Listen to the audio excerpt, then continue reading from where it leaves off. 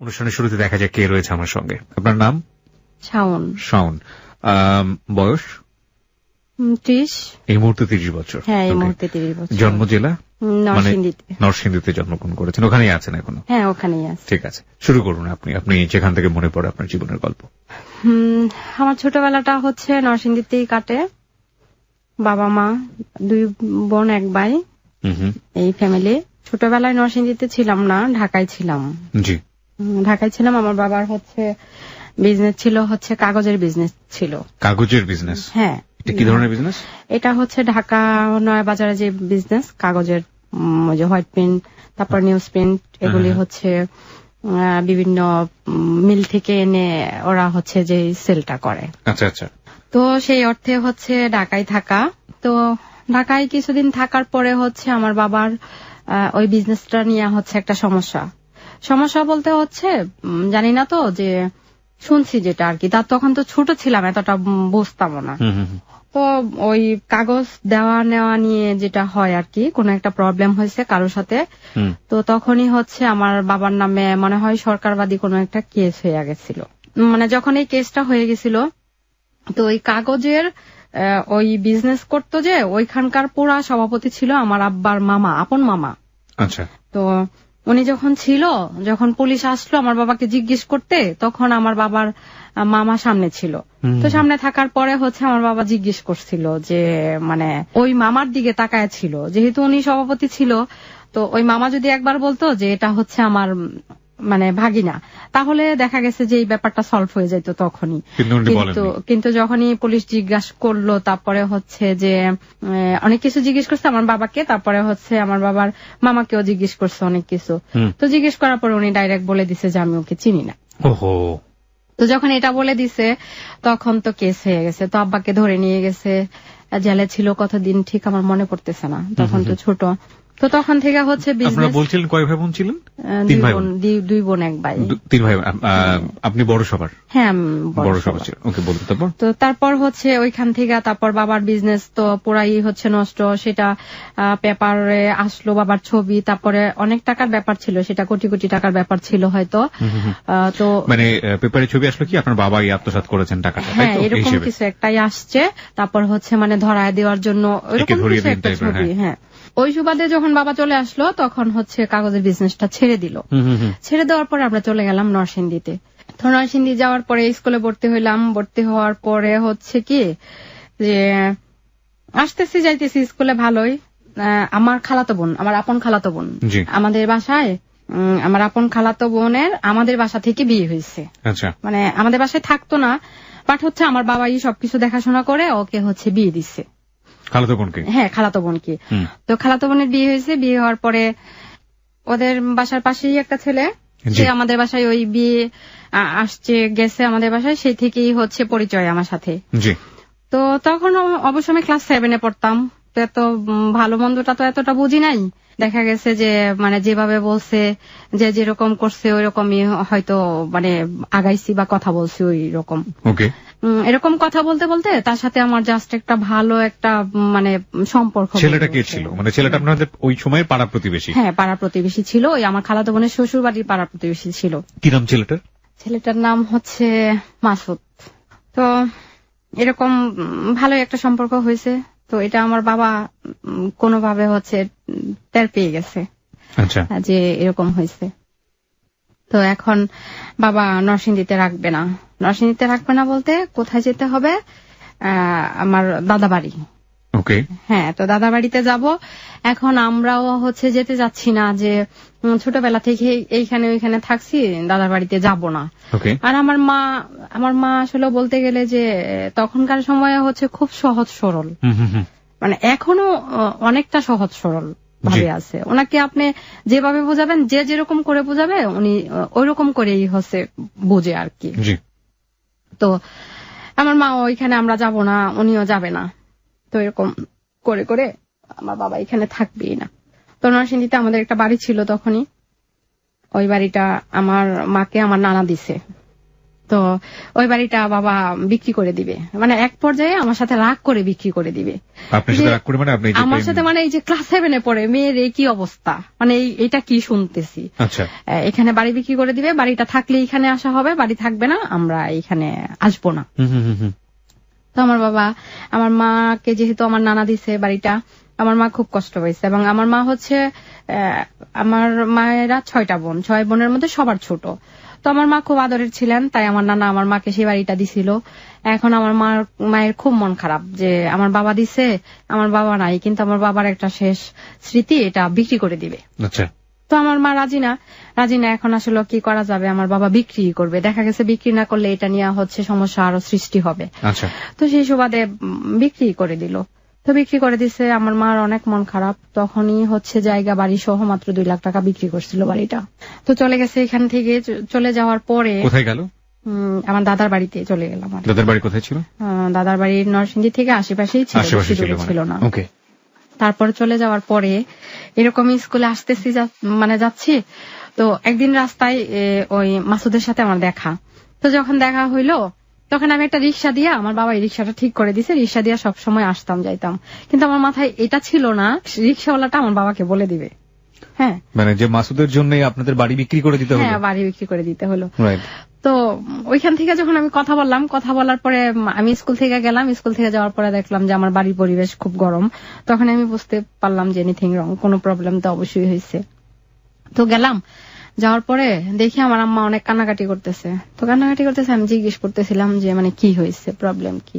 তো আমার আম্মা সেই উত্তরে বলতেছিল কি যে এমন মানে সন্তান থাকার চেয়ে না থাকাই ভালো, মরে যাওয়াই ভালো। আমি বলছি কি হয়েছে, আমাকে হচ্ছে খুলে বলো, খুলে না বললে তো আর আমি বুঝবো না যে প্রবলেমটা কি। পরে বলছি এরকম তুমি রাস্তা দিয়ে গেলা, স্কুলে গেলা, তো এরকম মাসুদের সাথে কথা বলছো, তুমি যে রিক্সাওয়ালারে নিয়ে গেলা সেই রিক্সাওয়ালা তো তোমার বাবাকে বলে দিছে। তো এখন ব্যাপারটা কেমন হয়ে গেল। তো হইলো কি, পরে আমার বাবা বাড়িতে আসলো, দেখা গেছে কি আমার জিজ্ঞেস করলো। তো আমার বাবা যেরকম রাগী, আমিও হচ্ছে সেম, বাবার ডুপ্লিকেট। উনি যেরকম কথা বলতেছে আমি এরকম আনসার করতেছি, মানে আমার কোনো ভয় নাই, আনসার করতেছি। এক পর্যায়ে বাবা মানে অনেক রেগে গেছে। রেগে যাওয়ার পরে দেখা গেছে কি আমাদের রান্নাঘরটা ছিল এখানে মানে বডি ছিল আর কি। তো ওই বডি ছিল, রাগের ঠেলায় দেখা গেছে কি ওই বটি নিচে যে আমাকে কিছু করবে না, মানে আমার মাকে মেরে ফেলবে। কারণ হচ্ছে কি যে মার কথা শুনে না মেয়ে, মার শব্দ মা তৈরি করতে পারে নাই। তো নিচে এটা দেখার পরে মানে আমি কিন্তু আর সামনে কি হয়েছে সেটা দেখি নাই, কিন্তু আমার বাবা যে বড়িটা হাতে নিছে সেটাই আমি দেখছি। হ্যাঁ, দেখার পরে আমার স্কুল ড্রেস পরা ছিল, আমি ওইটাও চেঞ্জ করি নাই, আমি মানে বেরিয়ে গেছি বাড়ি থেকে। আচ্ছা, বেরিয়ে যাওয়ার পরে এখন আমি আসলে এত কি করব কি না করব বুঝতে পারতেছি না। তো আমার এক খালার বাসায় গেছি, পাশে আমার খালার বাসা। আমি বলছি যে এই ঘটনা। তো আমার খালা ওইখানে যাওয়ার পরে তো আমার ইচ্ছা মতে মানে বকা যারে বলে যে তোমাদের জন্যই হচ্ছে এরকম হয়, তোমরা কথা শোনো না, সেই দোষটা মার উপরে পড়ে। নরসিংদীতে তুমি এরকম করলা, তারপর হচ্ছে যে বাড়িটা বিক্রি করে দিল, এখন এখানে আসছো, এখানেও হচ্ছে মানে তোমার এটা কোনো শান্তি দিচ্ছ না মাকে। তো ঠিক আছে, এখন খালার বাড়ি থেকে না আমার খালাও আর আমাকে বলে না যে তুমি এখানে থাকো কিংবা হচ্ছে পরিবেশ শান্ত হলে বাড়ি ফিরা যাও, কি করব বুঝতেছি না। তারপর তখন তো ফোনের মানে মোবাইল ছিল না, তো তখন আমি আবার নরসিংদীতে গেলাম। নরসিংদীতে যাওয়ার পরে আমি যে মাসুদের এক ফ্রেন্ডকে পাইলাম, যার সাথে মানে আমার কথা হইতো আর কি। যাওয়ার পরে ওকে আমি বললাম যে এরকম অবস্থা, তো আমি চলে আসছি বাড়ি থেকে, আমি আর যাব না। যাবা না মানে কি সমস্যা, যাবা না কেন? আমার বাবা তো এই করছে, এখন আমার বাবা খুব ক্ষিপ্ত, আমাকে যদি পায় তাহলে মনে হয় আমাকেও হচ্ছে মেরে ফেলবে। মানে তখনকার সময়ে ওনার যে রাগটা আমি দেখছিলাম। তো ও বলতেছে কি দেখো মাসুদ তো হচ্ছে এটা মেনে নিবে না, সে মাত্র হচ্ছে পড়াশোনা করতেছে, আর তার তো কোনো ইয়ে নাই, এখনো বিয়ের বয়সই হয় নাই, তো এটা করলে কেমন হবে বলো। আমি বলছি আমি এগুলি জানি না, বাড়িতে যাওয়া যাবে না। ওই দিক দিয়ে হচ্ছে আমার বাবা কিন্তু শান্ত হয়ে গেছে, কিন্তু এটা তো আর তখন আমি বুঝি নাই যে পরিবেশটা এদিকে কি ছিল। তো যাই মাসুদকে খবর দিছে, খবর দিয়া আনার পরে ও আসছে নরসিংদী থেকে, ওদের বাড়িটা ছিল হয়তো 3 কিলোমিটার বা 4 কিলোমিটার। খবরটা কে দিল মাসুদকে? মাসুদের যে ফ্রেন্ডের সাথে আমার কথা হইলো ওই সময়টাতে। হ্যাঁ, ওই সময়টাতে। তো খবর দিল, খবর দেওয়ার পরে হচ্ছে আসছে, আসার পরে বলছি এই প্রবলেম, তখন ও বলতেছে কি যে এটা কেমন কথা, আর হচ্ছে তোমার বয়স, তুমি এখন অনেক ছোট, আর আমিও মাত্র পড়াশোনা করতেছি, তো এখন তো তুমি চলে আসছো, আর এটা তো একটা কিছু হবে না, এরকম হবে না, তুমি চলে যাও। আমি বলছি কি, না দেখো আমার বাবা যে অবস্থা, আমার যাওয়া যাবে না। ও বলে কি, দেখো এখন আমি কোথায় যাব, কি করব, আর আমার কাছে তো এরকম টাকা নাই যে আমি একটা জায়গায় নিতে হইলে, থাকতে হইলে টাকা লাগবে, সেই টাকাটা আমার কাছে নাই, তো আমি কি করব। তো এখানে আরেকটা কথা বলতে হয় যে ওইখানকার মানে একজন পুলিশ ছিলেন, আমি ওনার নামটা নিতে চাচ্ছি না, সে ছিলেন ওই নরসিংদীর সদরের। তো ওই মাসুদের খুব ভালো ফ্রেন্ড ছিল, ও যায়া হচ্ছে কি ওনার কাছে বললো ব্যাপারটা এরকম এরকম হয়েছে। এখন ওই লোক তো আমার কাছে আসছে, ও পাঠাইছে, আসার পরে তো আমার খুব ধমকাইতেছে, হাই তুমি এখনো অনেক ছোট, চলে আসছো, চলে যাও, আমি নিয়ে দিয়ে আসবো তোমাকে। তা আমি করলাম কি, ওনার পায়ে ধরে মানে কান্নাকাটি করতেছি, না না আমার বাবাকে যেরকম দেখছি, মানে আমার মার দিকে গেছে, সম্ভব না আমার পক্ষে যাওয়া, আর আমি যাব না। আর যেটাই হয়েছে না হয়েছে, আমার বাবা কেন এরকম করলো। এটা কি বাড়ি থেকে বের হয়ে আসার কয়দিন পরের ঘটনা? যেদিন বাড়ি থেকে বের হয়েছে সেদিনেরই ঘটনা। হ্যাঁ, সেদিনেরই ঘটনা। তো যাব না, এখন তো এরকম কান্নাকাটি করতেছি। এখন ওই ভাই আবার বলতেছি কি, যে দেখো মাসুদ এটা তো হবে না, এখন ঠিক আছে, ও যেহেতু চলে আসছে, ও আর যাবে না, এখন তো কিছু একটা করতে হবে। আমি বলছি আমি কিভাবে যাব তাহলে? বলে কি, তাহলে একটা কাজ করো, তোমাকে একটা হচ্ছে বোরকা দেই, ওই ভদ্রলোক আবার হিন্দু ছিলেন, তো বোরকা জোগাড় করে দেই, তুমি বোরকাটা পরে। তো মাসুদ আমাকে বললো কি, ঠিক আছে তুমি এখানে আধা ঘন্টা বসো, আমি যাবো আর আসবো। তো বাড়িতে গেল, ওর বাড়িতে গেল, ও আসলে কেন গেল জানি না, আবার ঠিক আধা ঘন্টা পরে মানে ফিরে আসলো। ফিরে আসার পরে তো আমি যেদিক দিয়ে যাবো, ওদিক দিয়ে হচ্ছে নৌকা পার হইতে হবে। নৌকা পার হইয়া চলে আসলাম, ঢাকায় চলে আসলাম। তো ঢাকায় চলে আসার পরে ওর পরের দিন আবার হরতাল ছিল। তো চলে আসার পরে দেখা গেছে কি, আপনি তো আপনার খালার বাড়িতে গেলেন। হ্যাঁ, খালা ওখান থেকে ওই ছেলের সাথে বেরোতে দিল আপনাকে? না, খালা আসলে আমাকে বলেও নাই থাকার জন্য, বলেও নাই যে তুমি এখানে থাকো, বসো, এইটা হয়তো পরিস্থিতি শান্ত হয়ে যাবে, বাবা একটু পরে ঠিক হয়ে যাবে, বাড়িতে পাঠানোর জন্য। খালা আমার দিকে তো খুব ক্ষিপ্ত, ওনার রাগই হচ্ছে নরসিংদীতে এটা করলা, বাবা না করলো, তো সেই বাড়িটা পর্যন্ত বিক্রি করে দিল, তোমার বাবার এত রাগ, এখন আবার এখানে আইসা কেন এটা করতে গেলা। তো খালা মনে করছে কি, যে আমি হয়তো মানে খুব মন খারাপ হয়েছে, ওদের বাসায় গেছি, এগুলি বলে আমি আবার বাড়িতে ব্যাক করতেছি। আমার তো আপনি মাসুদের সাথে চলে যাচ্ছেন? না, মাসুদের সাথে তো আমার দেখা হইলো নরসিংদীতে যাওয়ার। আপনাকে নিয়ে যাচ্ছে ঢাকা থেকে নিয়ে যাচ্ছে? হ্যাঁ হ্যাঁ হ্যাঁ, সেটাই তো বলছি আমি। জি বলুন। তারপর মাসুদ যখন ঢাকা গেল আমাকে নিয়ে মামার বাসায়, তখন মামাকে সবকিছু বলার পরে তারপরে তার মামা শুনে তার বাবাকে ফোন দিছে যে দুলাভাই এরকম এরকম, মাসুদ তো এখানে আসছে, তার সাথে একটা মেয়ে আছে, এরকম এরকম, তো কি করব। পরে ঘটনাটা বলার পরে তারপর মাসুদের বাবা জিজ্ঞেস করছে মাসুদের মামাকে যে তাহলে আমার ছেলে কোথায়, কালকে হরতাল। বুঝতে পেরেছি আমি তখন, মানে আপনার হচ্ছে হলো মাসুদের মামা বলেছে ওকে বের করে দিয়েছি, কিন্তু ওর বাবা বলেছে আসলে কালকে হরতাল, দেশের অবস্থা ভালো না, কেন আমার ছেলে। বুঝতে পেরেছি। এরকম করে তো বিয়ে হয়ে গেল। বিয়ে হয়ে গেল মানে? হ্যাঁ, ওরা হচ্ছে বিয়ে করায় দিল। মাসুদের মামারা আপনাদের বিয়ে করে দিল? হ্যাঁ, বিয়ে করায় দিল। এই সামান্য ঘটনাকে কেন্দ্র করে আপনি বাড়ি ছাড়লেন এবং বিয়ে করে ফেললেন? হ্যাঁ, বিয়ে করায় দিছে। তো কতদিনের সম্পর্ক আপনার ছিল, একটু থামবেন? সেটা মানে প্রেম যেটাকে বলে, ওটা কতদিন করলেন?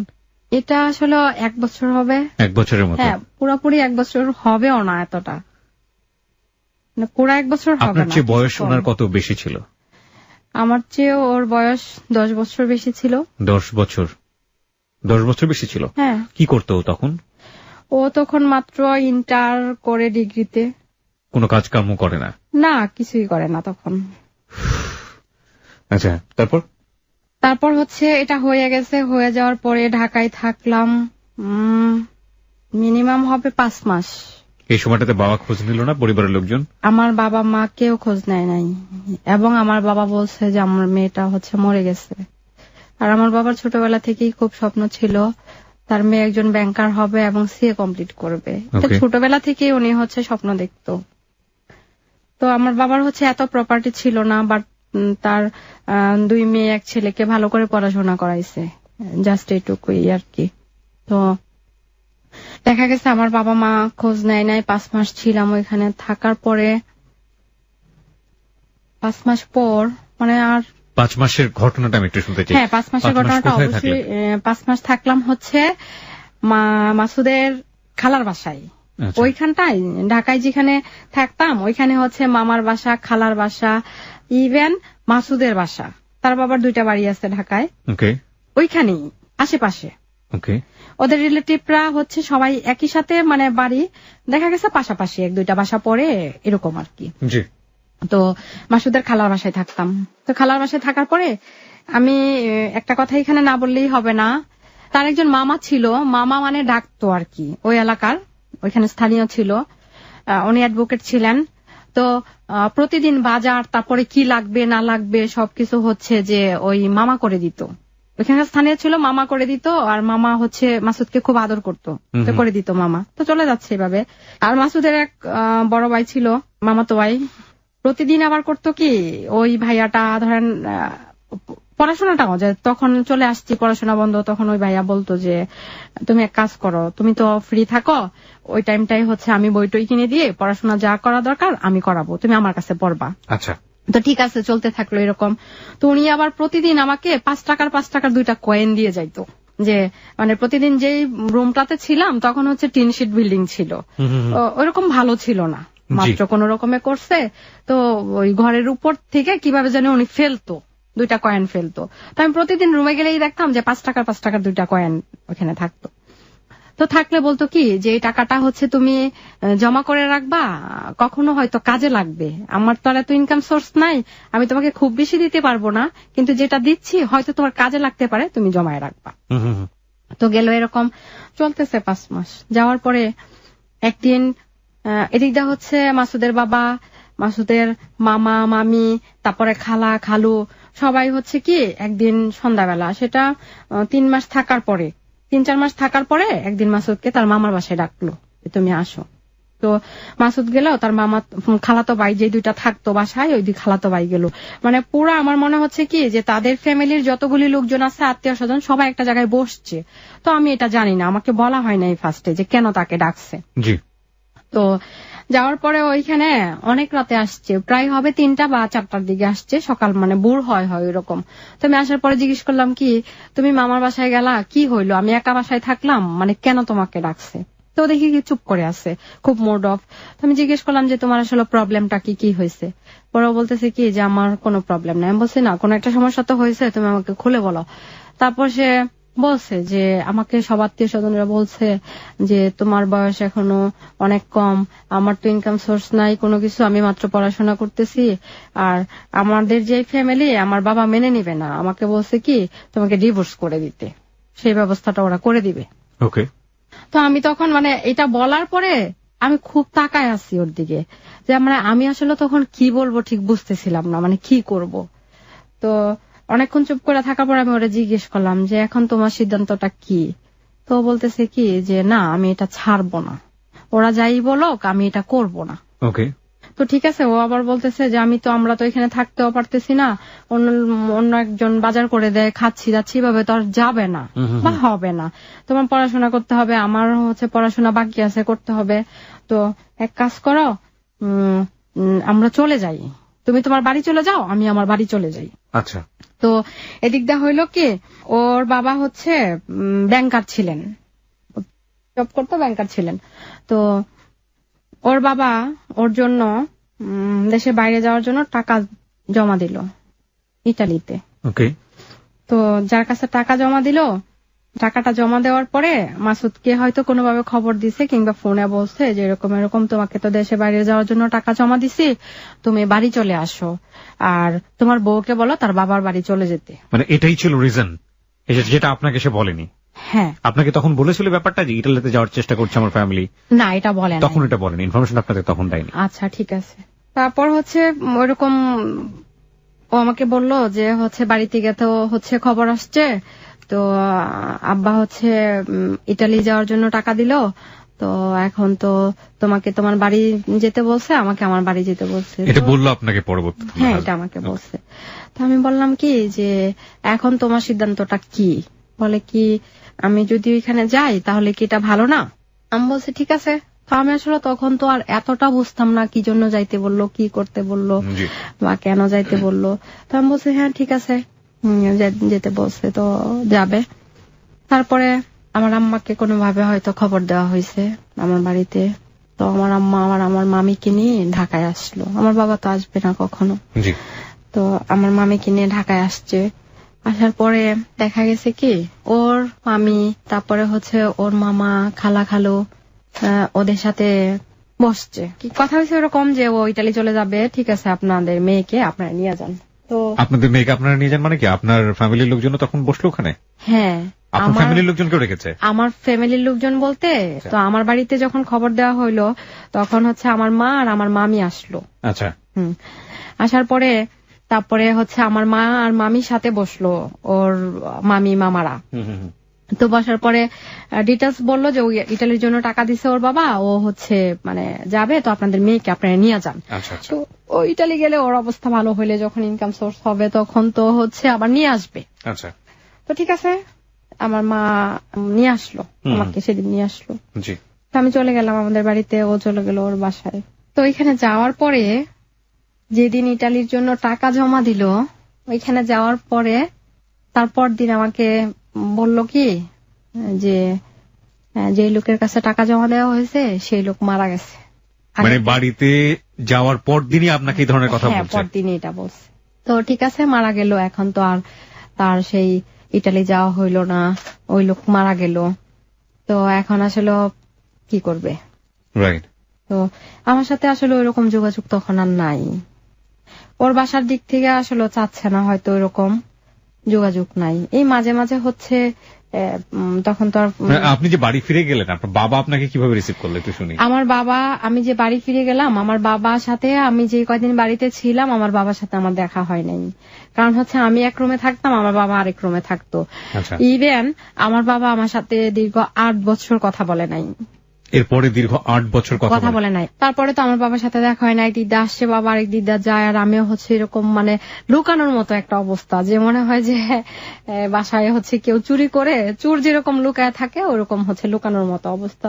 তো আমার মন খারাপ, বাবার দিকেও তাকায়, আবার সমাজের কথা চিন্তা করি, লোকজন মানে কিরকম সিচুয়েশন গুলি আসলে ফেস করে গেছে, তো ওইরকম ভাবে চিন্তা করে এই তো আগাচ্ছে ওরকম। তো তার বাড়ি থেকে আমাকে নিবে এরকম কোনো কিছু বলে না, যে ওদের বাসায় আমাকে নিবে কি নিবে না।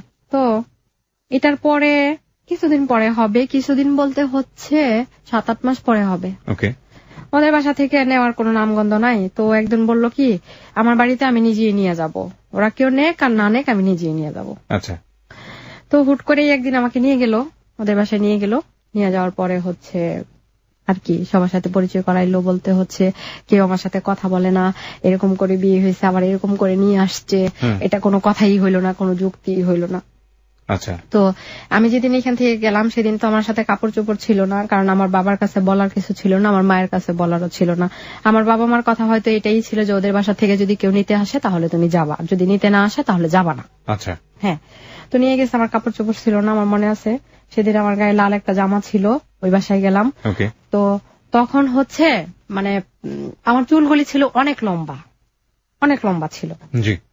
তো আমি যখন যেদিন ওদের বাসায় গেলাম, শ্বশুর বাড়িতে, হ্যাঁ শ্বশুর বাড়িতে গেলাম, সেদিন তো অনেক মন খারাপ, মানে কেউ কথা বলতেছে না, কেউ ভালো চোখে দেখতেছে না, আশেপাশের মানুষজন আসতেছে দেখতেছে মাসুদের বউ কেমন দেখবো, এটা নিয়ে এত কাহিনী হইলো, এত কিছু হইলো। তো এখানে তো চলে গেল, ওদের বাসায় গেলাম, এরকম আর কি থাকতেছি, খাইতেছি, কোন রকম কিছু করতেছি, কাজ টাজ হচ্ছে, কেউ আমাকে বোঝায় দিচ্ছে না যে এটা করা লাগবে, এটা করা লাগবে। কিন্তু আমি আসলে নতুন একটা পরিবেশে গেলাম, আমি ঠিক বুঝতেও ছিলাম না যে আমি কি করব বা আমার কি করা উচিত। হ্যাঁ। তো আমি যেদিন গেলাম তারপর দিনই হচ্ছে আমার এক নানি শাশুড়ি ছিল, মানে মাসুদের নানি যেটা, উনি ছিল, উনি করলো কি পরের দিন সকালবেলা মানে অনেকগুলি কাপড় বিছানার চাদর থেকে নিয়ে যা আছে অনেক কাপড় চোপড় নিয়ে আসছে, কাপড় ধুতে দিল। হ্যাঁ, কাপড় ধুইতে দিল। কিন্তু তখন হচ্ছে এরকম ছিলাম যে মানে একটা বিছানার চাদর উঠায় ধোয়ার মতো হয়তো ওরকম ছিলাম না, মানে এটা পানিতে ভিজে গেলে ওজনটা যে হয়তো এটা উঠাইতে আমার কষ্ট হইতো। So you are facing the reality right now. Shaon, যেখানটা আমরা ছিলাম, তারপর কাপড় চোপড় ধুইতে দিল, কিন্তু ওই যে ওইরকম ছিলাম না যে বিছানার চাদর দিল 2-3টা, মানে ধুবো ওইগুলি, তারপর পরিপূর্ণ ভাবে যেগুলি হচ্ছে ধুয়ে একেবারে নাড়া রোদে শুকাইতে দেওয়া ওইরকমটা করতে পারতেছিলাম না। তো যাই হোক কোন রকমে করলাম, কিন্তু তখন থেকেই বুঝতেছিলাম যে কষ্ট কাকে বলে, কারণ এর আগে কিন্তু এতটা বুঝি নাই। যখন থেকে শ্বশুর বাড়ি যাওয়া হলো তখন থেকেই বুঝতেছিলাম। এর পরের দিন আমার সেই নানু শাশুড়ি আবার দিল কি মশলা বাটা, মরিচ বাটা। ওকে। হ্যাঁ, তো এটা তো আমি কখনোই করি নাই। এটাও করতে আমার খুব কষ্ট হইতেছিল। মানে ঠিক আছে, মরিচটা বাড়তেছিলাম ঠিক আছে, কিন্তু এটাকে মানে ভালোভাবে বাড়তে পারতেছিলাম না। স্বাভাবিকভাবেই প্রথম কাজ। হ্যাঁ, তো কোন রকমে করলাম। করার পরে আমার নানি শাশুড়ি বলতেছে কি এটা হয় নাই। তো এতটুকু বয়সে তো আমরা অনেক কিছু করছি, কি করলা, বাবার বাড়িতে কি শিখলা, কোনো কাজই দেখি পারো না, তাহলে কিভাবে চলবে, সংসার তো চলবে না। তো ঠিক আছে, যদিও ওদের অনেক প্রপার্টি, ওরা সবাই ডক্টর, বাবা ব্যাংকার, শুধু মাসুদ বাদে। একটা ভালো শিক্ষিত ফ্যামিলি এবং একটা নামি দামি ফ্যামিলি, সবাই চিনে। তারপরে এরকম তো বলতেছে তোমার নানি শাশুড়ি চলে গেল, কিছুদিন থাকলাম, থাকার পরে হঠাৎ করে একদিন আমি অসুস্থ হয়ে গেলাম। অসুস্থ হয়ে গেলাম বলতে যে মানে কেমন লাগতেছে আমি নিজেও জানি না। দুপুরের খাওয়া দাওয়ার পরে আমি খুব অসুস্থ বোধ করতেছি। তো কি হয়েছে, হঠাৎ করে একেবারে বমি টমি করে, মানে একেবারে খুব খারাপ অবস্থা। কি হয়েছে, আমাকে ডাক্তারের কাছে নিয়ে গেল। তখন আমি ক্লাস 10-এ পড়ি। তখন ডক্টর বলল যে মানে কনসিভ হয়েছে। তো এই খবরের পরে মানে আমি নিজেও বুঝতেছিলাম না যে কি করব, আসলে কি করা উচিত। তো আমার শারীরিক অবস্থা খুব খারাপ। বাসায় আসার পরে এটা যখন জানাইলো, তখন আমার শাশুড়ি বলতেছিল কি এটা কোনোভাবেই সম্ভব না। এখন শাশুড়ি বলছে? হ্যাঁ, আমার শাশুড়ি। সম্ভব না মানে কি, এটা হওয়া সম্ভব না নাকি রাখা সম্ভব না? এটা রাখা সম্ভব না, কোনোভাবেই এটা সম্ভব না। এখন কি করবা, তোমার বাবার বাড়ি যায়া এটা অ্যাবর্শন করে ফেলো।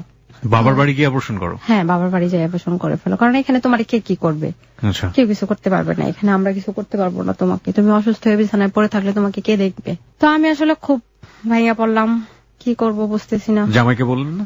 হ্যাঁ, তার সামনেই বলা হয়েছে, এটা ওকেই বলছে, আমাকে বলে নাই। আচ্ছা, তো ও কি বললো? ও বলার পরে ও বলতেছে কি যে আমাকে বলতেছে কি যে তুমি চলে যাও, আমার মা যেটা বলছে। আচ্ছা, একটু শুনি, মানে ও কি ইকোনমিক্যালি ওর ফ্যামিলির উপর ডিপেন্ডেন্ট ছিল? হ্যাঁ। So this is a point. তো চলে যাও, তোমাকে আমার মা যেটা বলছে সেটাই করতে হবে। আমার বাবার বাড়ি গেলাম, তো আমার না কোনোভাবেই মনটা ওরকম সায় দিল না, বাচ্চাটা নষ্ট করে ফেলবো। আচ্ছা, আমার বয়স যাই থাকুক না কেন, যাই হোক না কেন, ওদের তো এরকম কোন উদ্দেশ্য নাই যে মানে আমি এখানে থাকবো কি থাকবো না। হয়তো উদ্দেশ্য খারাপও থাকতে পারে, যেহেতু ওরা আমাকে ভালোভাবে মেনে নিতে পারতেছে না, আমার ফ্যামিলির সাথে কোনো যোগাযোগ নাই, আমার সাথে কোনো যোগাযোগ নাই, তো গেল ওইভাবে যাইতেছে। করি নাই এটা, অ্যাবর্শনটা করি নাই। না করার পরে কিছুদিন ঝামেলা হয়েছে বেশ, ওদের বাড়ি থেকে আমাদের বাড়িতে লোকজন পাঠাইতো, নানান রকম কথাবার্তা বলতো আমার মাকে আর আমার বাবাকে, আর আমার বাবা তো আমার সাথে কথাই বলে না। তখন তো আরো ভীষণ ক্ষিপ্ত আমার বাবা আমার উপরে। আমার কেন এত কথা শুনতে হবে এখনো। তো এরকম করার পরে ওরা না আমাকে আর কেউ নিতে আসে না। তো নিতে আসে না, দেখা গেছে কি 5-6 মাস পরে আমি নিজেই চলে গেছি ওদের বাসায়। আপনি বেবিটা কি অ্যাবর্ট করলেন? না, করেননি তখনও? না, তখনও করিনি। আপনার হাজবেন্ড বেবিটা চেয়েছিল? আমার হাজবেন্ড আসলে চাই নাই সেটাও বলে নাই, আবার মানে চায় সেটাও বলে নাই, মিডলপন্থী ছিল। আপনার ফ্যামিলি চেয়েছিল? আপনার ফ্যামিলি? হ্যাঁ, আমার ফ্যামিলি বলছিল যে এটা অ্যাবর্শন করানোর দরকার নাই, কারণ ওরা যেহেতু এখনো মেনে নেয় নাই, দেখা গেছে কি বাচ্চাটা হয়ে গেলে হয়তো রিলেশনটা ভালো হইতে পারে। আপনি আপনার শ্বশুরের কথা বলছিলেন যে শ্বশুর খুব প্রতাপশালী লোক। হ্যাঁ, তার কোনো ভূমিকা ছিল এখানে? সে কিছু বলেছিল? সে কিছু বলছিল বলতে ওই সময়টা আমার শাশুড়ির কথা আমি শুনছিলাম, কিন্তু আমার শ্বশুর আমার সাথে কখনোই ভালো বিহেভ করে নাই। ওই সময়টা তো করেনি। তারপর আপনি 5 মাসের অন্তঃসত্ত্বা অবস্থায় হ্যাঁ ওদের বাসায় চলে গেলাম। চলে যাওয়ার পরে তখনও এরকম অনেক কাজ করতে হইতো, যদিও কাজের মানুষ ছিল, তারপরও দেখা গেছে কি যে ওদের বাসায় অনেক ধান হইতো, মানে অনেক সবজি তরকারি এগুলি করতো। তো কাজের মানুষরা ওই দিকটা সামাল দিত, আর বাসার ভিতরের কাজগুলি দেখা গেছে আমারই অনেক সময় একাই সামাল দিতে হইতো। তো আমার জন্য এটা আসলে খুব ট্রাফ হয়ে যাইতেছে, মানে আমি আর পারতেছিলাম না, কিভাবে কি করবো বুঝতেছিলাম না, শরীর খুব ক্লান্ত, খুব দুর্বল। তো আমি আমার আম্মাকে খবর দিলাম একজনকে দিয়া যে আমি তো এখানে আর পারতেছি না, এত কাজ টাজ করে আমাকে এসে নিয়ে যাও। তো আমার দাদাকে পাঠাইছে। আমার দাদা যখন আমাকে নিতে আসলো, তখন আমার শ্বশুর সেদিন বাড়িতে ছিল, এবং আমার চাচা শ্বশুর ইভেন আরো আশেপাশের মানুষজনকে আমার শ্বশুর থাকতে বলল। আমার দাদাকে এত কথা বললো, উনি সেটা সহ্য করতে পারে নাই, ওই বিহেভটা ঠিক মানতে পারে নাই। কি বলেছিল? বলছিল যে আপনাদের ফ্যামিলিতে মানে তাহলে কি আপনাদের ফ্যামিলিতে মানে একটা মেয়ে হইলেই কি এরকম লেলায় দেন নাকি কোন ছেলের পিছনে, যে ভালো একটা ফ্যামিলি দেখে চলে যাক। তো আমার দাদা সেটা আসলে মানতে পারে নাই। আমার দাদা আমাকে নিয়ে বাড়িতে গেল, সেদিন রাতে উনি মারা গেছে। আমার দাদা এরকম ছিল, এত সুন্দর, এত সুশ্রী একজন লোক ছিল, তার চলা ফেরা তারপরে সব স্টাইল এত সুন্দর ছিল সেই বয়সে, এখনো লাঠি ধরে ধরে হাঁটতো। তারপরও তো আসলে আমার দাদা মনে হয় সেই অপমানটাই মানতে পারে নাই। তো সেদিন রাতে উনি মারা গেল, চলে গেলাম আমি। তো আমার দাদা শুধু আসছে আর কান্না করছে অনেক। তখন আমাকে রাস্তায় আসতেছে আর বলতেছে কি যে তুমি তো অনেক ছোট, কিন্তু এত ভুল করছো, এটার মাসুল তুমি পুরো লাইফটা দিয়ে যাবা, এখন না আসতে পারবা না থাকতে পারবা। তো আমি আসলে দাদার কথায় তখন ওইরকম কোনো কিছু মনে করি নাই রাস্তার মধ্যে, আর আমি জানতাম না যে দাদা মারা যাবে রাতে। তখন দাদা মারা গেল। কিন্তু আমার শ্বশুরবাড়ি থেকে এসে আমার দাদা কোনো আত্মীয় স্বজন, আমার বাবা মা দাদি কাউকেই বলে নাই যে ওনার কি হয়েছে, শুধু আইসা বলছে আমার ভালো লাগে না। কয়েকদিন গেল, আমার ছেলে হইল। হ্যাঁ, সেটা আমাদের বাড়িতেই হয়েছে, নর্মাল ডেলিভারি। আমার ছেলেটা হওয়ার পরে 6 দিন ওভার হয়ে গেল, কেউ আমার ছেলেটাকে দেখতে আসে নাই, ইভেন তার বাবাও আসে নাই। তখন আমি জিজ্ঞেস করতেছিলাম ফোনে যে তার বাবা কেন তার ছেলেকে দেখতে আসে নাই। তো তখন আমাকে ওই বাসা থেকে খবর বললো কি যে ঢাকার বাসার কাজ করতেছে, তো তার বাবা ওইখানটা দেখাশোনা করে, তো ওইখান থেকে তো সে আসতে পারবে না, ওই কাজটা গুছায় তারপরে আসবে। তো 6 দিন পর সে তার খালাতো ভাইকে নিয়ে আমার ছেলেটাকে দেখতে গেল, দেখলো, চলে আসলো। ছেলেকে দেখার পরে আপনার হাজবেন্ডের প্রতিক্রিয়া কেমন ছিল? প্রতিক্রিয়া ছিল ছেলেটাকে কোলে নিচ্ছে। জি। তো তখন আসলে ওইরকম ওই যে গ্রামের মানুষরা একটু নিয়ম করে না যে এই ঘরে বাচ্চা হয়েছে, সব লোকজন আসা যাবে না, তোমরা ওই পাশ থেকে দেখো বাচ্চাটাকে, আতুর ঘর যেটাকে বলে। হ্যাঁ, তো ওই রুম থেকে অন্য রুমে নিয়ে গেল, ওই রুম থেকে মানে দেখাইলো আর কি। ওইরকম দেখে ওর এক খালাতো ভাই নিয়ে গেছে, সে চলে গেছে। এবং আমাকে কোনো টাকা পয়সা বা ছেলে হয়েছে একটা খরচ আছে ওগুলি কোনো কিছুই সে দেয় নাই। তো আমার ছেলে হয়েছে ওইভাবে চলতেছে, 8 মাস হয়ে গেছে। 8 মাসের মধ্যে আমার শ্বশুর আর আমার শাশুড়ি হয়তো 1-2 দিন গেছিল কিনা আমার ওরকম মনে পড়তেছে না, 1 দিন গেছিল, 2 দিন হবে কিনা আমার মনে নাই। তো 8 মাসের মাথায় আমার ছেলেটা খুব অসুস্থ, এত জ্বর, একেবারে হাত দেওয়া যায় না গায়ে। তো ওকে আমি খবর দিলাম যে ও তো এরকম অসুস্থ হয়ে গেছে, তুমি আসো। সে আসলো, আসার পরে দেখে কি ওর অ্যাজমার প্রবলেম দেখা দিছে, অনেক শ্বাসকষ্ট হইতেছে। তো ও বলতেছে কি ও তো এত অসুস্থ, ওরে ঢাকা নিয়ে যাব। তো ওর বাড়িতে ফোন দিল আমার শাশুড়িকে যে আম্মা ও তো এরকম অসুস্থ, ওকে ঢাকা নিয়ে যাব। তোর মা আবার বলতেছে কি ঢাকা নিয়ে যাওয়ার আগে বাড়িতে নিয়ে আসো, আমাদের এখানে একটা হুজুর আছে, ওইখান থেকে পানি পড়া দিব বা ওকে দেখবো, দেখলে বলা যাবে ওর আসলে কি হয়েছে, ওরকম জিন ভূতের আসর হয়েছে কিনা, উনি বলতেছে এটা। তো ঠিক আছে, সে নিয়ে গেল, বাড়িতে নিয়ে গেল। জাস্ট ওইভাবে আমার ছেলেকে নিয়ে ওদের বাসায় যাওয়া, আমাকে কেউ নিতে আসে নাই, আমার ছেলেটাকেও কেউ নিতে আসে নাই। তো গেলাম, ওইখানে থাকতেছি, চলতেছি, মোটামুটি ভালোই চলতেছে। এই তো লেগে থাকতেছে সংসারে, দেখা গেছে টুকটাক কথা কাটাকাটি হচ্ছে, সেটা আবার শেষ হয়ে যাচ্ছে। ইভেন ভালো ব্যবহার তো আমি পাই নাই। ঠিক আছে, কাজটা যেরকম দিচ্ছে ওরকম করতেছি, যা পারতেছি করতেছি, যেটা পারতেছি না সেটাও বলতে পারতেছি না, আর যেটা করতে পারতেছি সেটা তো করতেছি। এখানে আরেকটা কথা বলা লাগবে, যেটা বলা হয় নাই। ছোটবেলা থেকে আমার ছেলেটার 8 মাস হইল, 8 মাসের ভিতরে ওরা তো কেউ আমার ছেলেটাকে দেখতে যায় নাই। বাট যখন আমি তাদের বাসায় নিয়ে আসলাম তখন হয়েছে কি 1 বছর বয়স হইল, 2-3 মাস থাকার পরে তো আমার ননদ সে কলেজে ভর্তি হয়েছে। ভর্তি হওয়ার পরে আমার দেবর ডক্টর, তখনও সে ডাক্তারি পড়ে। আচ্ছা। তো কলেজে ভর্তি হওয়ার পরে এখন ঢাকা বাসায়, আমার শ্বশুর তো ব্যাংকে জব করে, তো সবাই ঢাকা থাকতেছে। এখন আমার শ্বশুর বলল কি তো বাড়িতে যেহেতু মানুষ আছে, তুমি এক কাজ করো, এখন ঢাকায় চলে আসো। আমার ছেলেটা 1 বছর বয়স, তখনও সে অনেক ছোট। তো আমার শাশুড়ি জিদ ধরল কি আমার ছেলেটাকে নিয়ে ঢাকায় চলে যাবে। ছেলেকে নিয়ে ঢাকায় চলে যাবে? হ্যাঁ। আর আপনি? আমি বাড়িতে থাকবো। তো আমি আবার বললাম কি মাসুদকে যে মাসুদ এটা কেমন কথা, যে আমার ছেলেটা এখনো অনেক ছোট, যারা আমার ছেলেকে একবার দেখতেই গেল না এই 8 মাসের মধ্যে, আর ওরা এখন আমার ছেলেকে নিয়ে ঢাকায় চলে যাবে, এটা তো হয় না আসলে। তো মাসুদ বলল কি আমার বাবা মার খুশিটাই খুশি, দেখতে না গেল তাতে কি হয়েছে, কিন্তু দেখো তোমার ছেলেকে দেখে আমার বাবা মা কেমন খুশি হয়ে গেছে, ওর মুখ দেখে।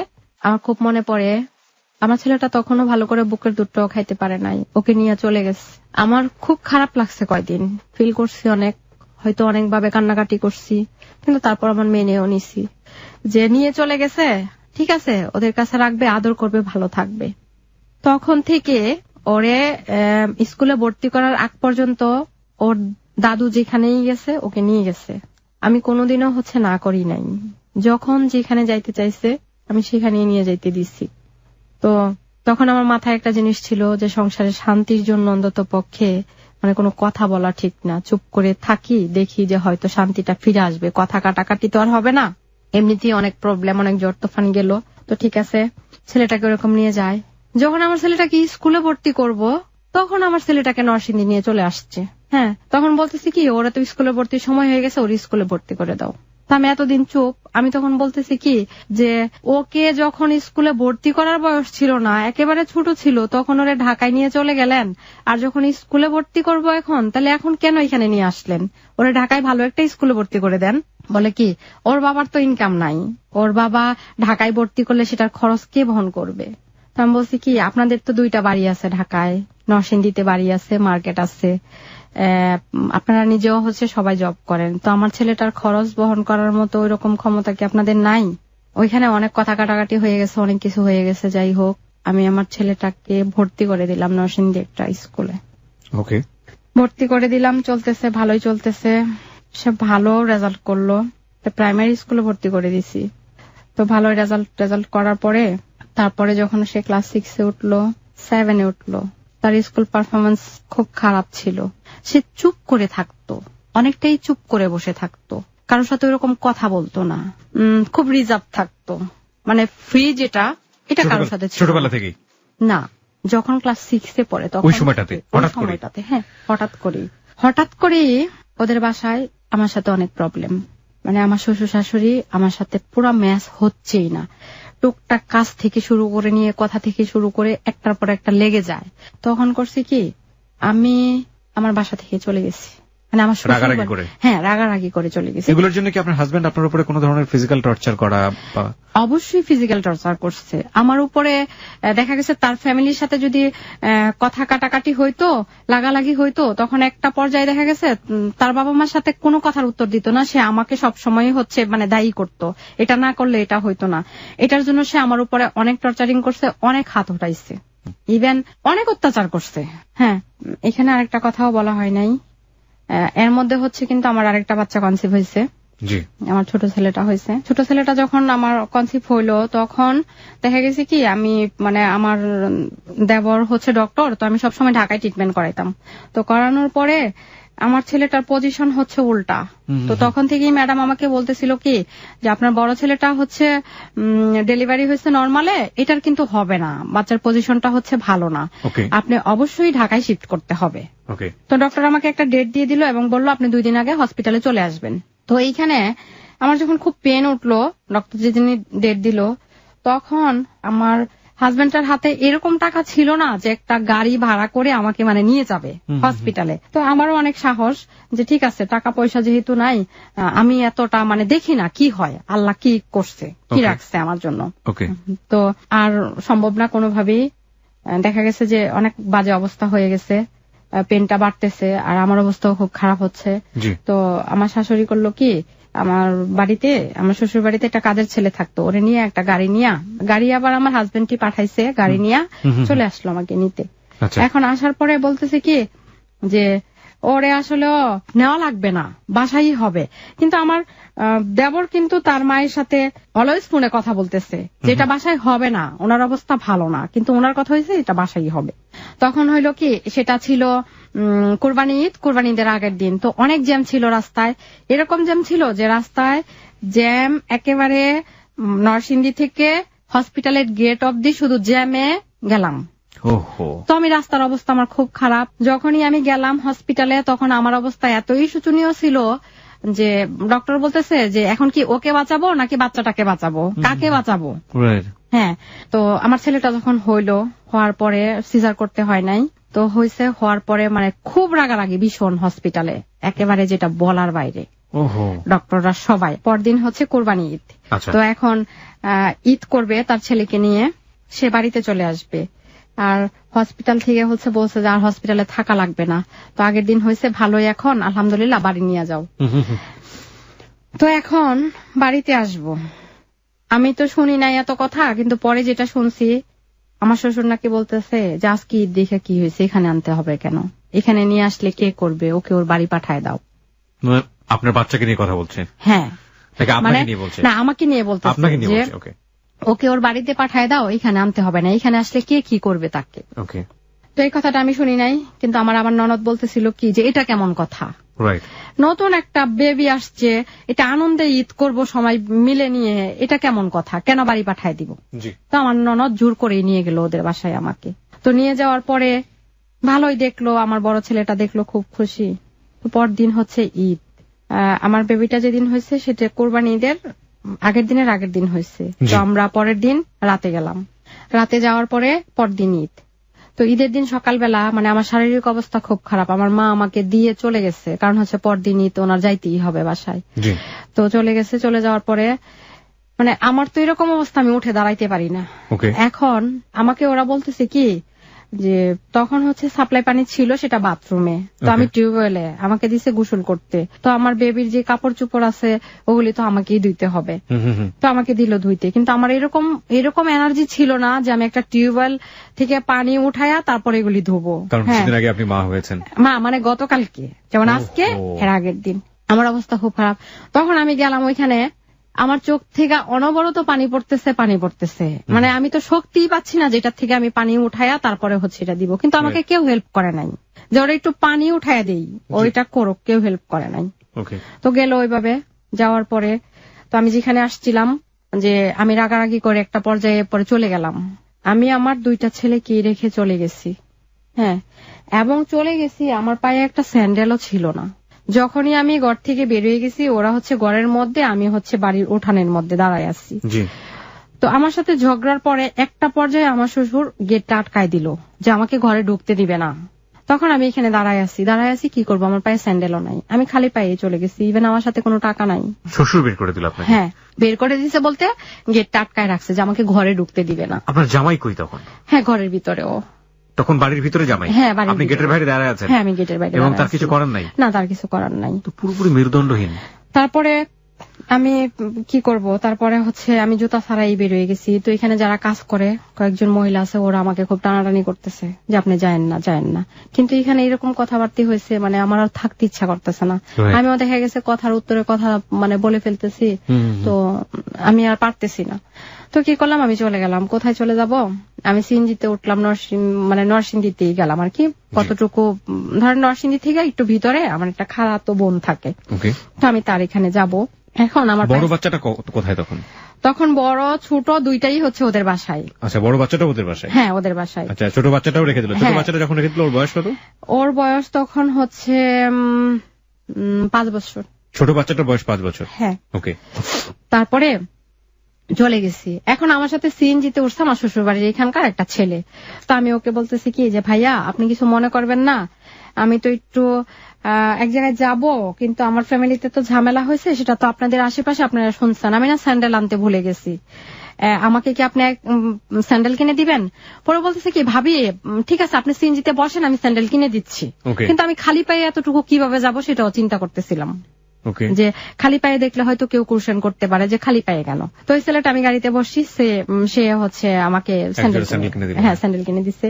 গেলাম ওইখানে, যাওয়ার পরে আমাকে জিজ্ঞেস করছে কি হয়েছে, আমি সব ঘটনা বললাম। বলার পরে ওরা অনেকভাবে ফোনে কন্ট্যাক্ট করতে চেষ্টা করছে, কিন্তু ওরা কারোর সাথে ফোনে কথা বলে নাই। আমার সেই খালাতো বোনের সাথে তখন আর কথা বলে নাই। তো আমি তো রাগ করে আমার বাবার কাছে যাওয়ার প্রশ্নই ওঠে না, যেহেতু আমার বাবা আমার সাথে কথা বলে না। তো আমি চিন্তা করলাম এখন যদি যাই তাহলে হয়তো মায়ের সাথে আরো সিনক্রিয়েটটা আরো বাড়বে বাবার, তো এখন আর যাব না। তো ওইখানে থাকলাম। থাকার পরে 2-3 দিন পরে আমি আমার হাজবেন্ডকে ফোন দিলাম। ফোন দেওয়ার পরে জিজ্ঞেস করলাম যে যেটা হয়েছে এটা তো হয়েছি, এখন তুমি আমার ছোট ছেলেটাকে আমার কাছে দিয়ে যাও। তখন ও বলতেছে কি যে না, দিয়ে যেতে পারবো না, তুমি তোমার মতো থাকো, চলে গেছো, ওরা এখানেই থাকুক, দেখি পরিস্থিতি কি হয়। তখনও সে শান্তভাবে আমার সাথে কথা বলতেছিল। এইখানে যে কিছুদিন আমি থাকলাম নরসিংদীতে, আমার মোবাইলে একটা ফোন আসছে। তারপরে হচ্ছে যখন ছিলাম তখন আমার মোবাইলে একটা ফোন আসছে, সেটা রং নাম্বারের ফোন। তো ফোন দেওয়ার পরে জিজ্ঞেস করতেছে আপনি কে, তো আমি জিজ্ঞেস করলাম আপনি কে। তো সে ফোনটা আসছিল দেশের বাইরে থেকে, হ্যাঁ দেশের বাইরে থেকে নেট নাম্বারে ফোন দিছিল। তো ফোনটা আসার পরে কিছুদিন হচ্ছে স্টপ, কিছুদিন পর পর ফোন দিতেছে, ফোনটা স্টপ। স্টপের পরে স্টপ মানে ফোন আসতেছে, আমি খুব রাগারাগি করতেছি আপনি কেন ফোন দেন আমাকে, আর ফোন দিয়েন না। আর আমি তো তখন প্রথম দিন ফোন দিয়ে কি বললো আপনাকে? আমাকে প্রথম দিন ফোন দিয়া বললো কি, প্রথম দিন তার আগে আপনি ওকে বলেন ছেলেটার নাম কি ছিল? ছেলেটার নাম ছিল হচ্ছে শিপন। শিপন, ওকে, হ্যাঁ বলুন। জি। তো প্রথম দিন ফোন দিয়া বললো কি যে হ্যালো কেমন আছেন কেমন কি। কিন্তু এখানে আরেকটা ঘটনা আছে আপনাকে যেটা বলতে হবে। আমার একটা পরিচিত লোক ছিল যে আমাকে ফোন দিত, সৌদিতে থাকতো, ফোন দিত। তো তার সাথে আমার কথা হইতো, মাঝে মাঝে ফোন দিত, ওই তার টোন আর তার টোন সেম, একই রকম লাগছিল, একই রকম লাগছিল। আমি কিন্তু বুঝতেছিলাম না যে আসলে কে। রাইট। তো ফার্স্টের দিন যেদিন ফোন দিল, তো আমার সাথে ওই নজরুল যে লোকটা আমাকে ফোন দিত, ওনার টোন আর শিপনের টোন হচ্ছে এক সেম। তো আমি আসলে বুঝতেছিলাম না। সে ফোন দিয়া হ্যাঁ কেমন আছো, ভালো, কেমন কি, অনেক ধরনের কোশ্চেন করছে, যেরকম আর কি হঠাৎ করে মানে খুব পরিচিত, হ্যাঁ পরিচিত। তো আমার না মনে হচ্ছে কি এটা সেই হইতে পারে। তো আমিও তার কথার উত্তর দিয়া যাই। তো মিনিমাম 20 দিন পর যেটা হয়েছে যে আমি বুঝতেছিলাম যে এটা আসলে ওই লোক না। কারণ হচ্ছে কি, আমি যখন তাকে কোশ্চেন করতেছিলাম তখনই সে বলতেছিল মানে এরকম ধরনের যে হ্যাঁ হু হা, মানে টুকটাক কথার উত্তর দিতেছিল, পুরাপুরি ঘটনাটা সে বলতে পারতেছিল না। তখন আমি একটু মানে চিন্তা করলাম যেখানে তো রং কিছু অবশ্যই আছে। কারণ হচ্ছে কি, আমি অনেক কিছু জিজ্ঞেস করতেছি কিন্তু সে বলতে পারতেছে, মানে খুব ছোট্ট কথায় আনসার দিয়ে সে রেখে দিচ্ছে ফোনটা। তো গেল, তখন আমি ভীষণ রাগ করলাম যে আপনি আমাকে আর ফোন দিবেন না, আপনি কে। তো এরকম যাওয়ার পরে কিছুদিন ফোনটা অফ ছিল, হ্যাঁ সে আবার ফোন দিল। আবার ফোন দেওয়ার পরে সে বলল কি যে আমি বলছি কি আপনি সত্যি করে বলেন তো আপনি কে এবং আমার নাম্বারটা কোত্থেকে পাইলেন। তখন বলল কি যে আমি আসলে আপনার নাম্বারটা পাইছি নজরুলের কাছ থেকে, যেমন হচ্ছে ফোন দিত, ফোন দিয়ে রেখে দিত, তো পাশাপাশি রুমে তো ছিলাম, তখনই আমি নাম্বারটা হচ্ছে কাউন্ট করলাম, ওর কাছ থেকে নাম্বারটা নিলাম। তো ঠিক আছে, তো আপনি কেন ফোন দেন? বলে কি আপনার টোন আমার খুব ভালো লাগে। ওকে, হ্যাঁ আমি সেজন্য ফোন দিই। তো তখন হইলো কি, যে সময়টাতে আমি আমার খালাতো বোনের কাছে ছিলাম, আমার বাচ্চারা ছিল না আমার সাথে, বাট সবকিছু সিচুয়েশন মিলায়া হচ্ছে পুরো একটা ডিপ্রেশনে পড়ে গেছিলাম। হ্যাঁ, তো তখন আমার আস্তে আস্তে ওনার কথাগুলি খুব ভালো লাগতেছিল।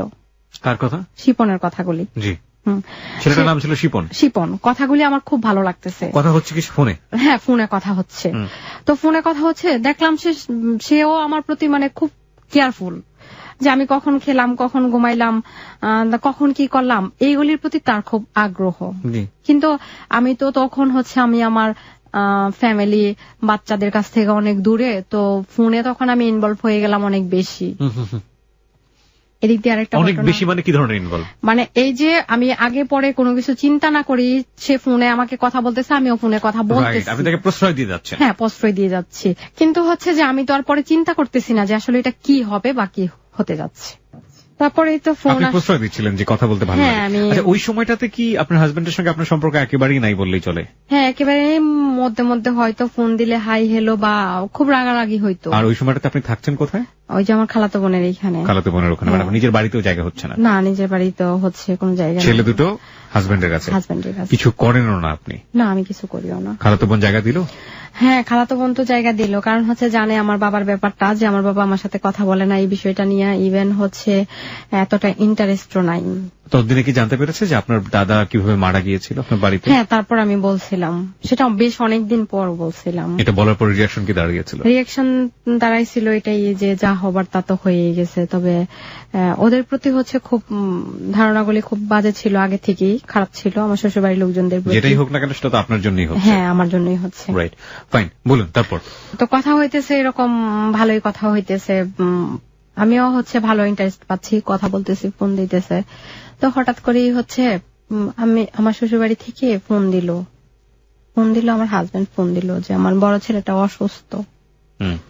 অসুস্থ বলতে হচ্ছে খুব অসুস্থ, ওকে ঢাকা নিয়ে যাইতে হবে।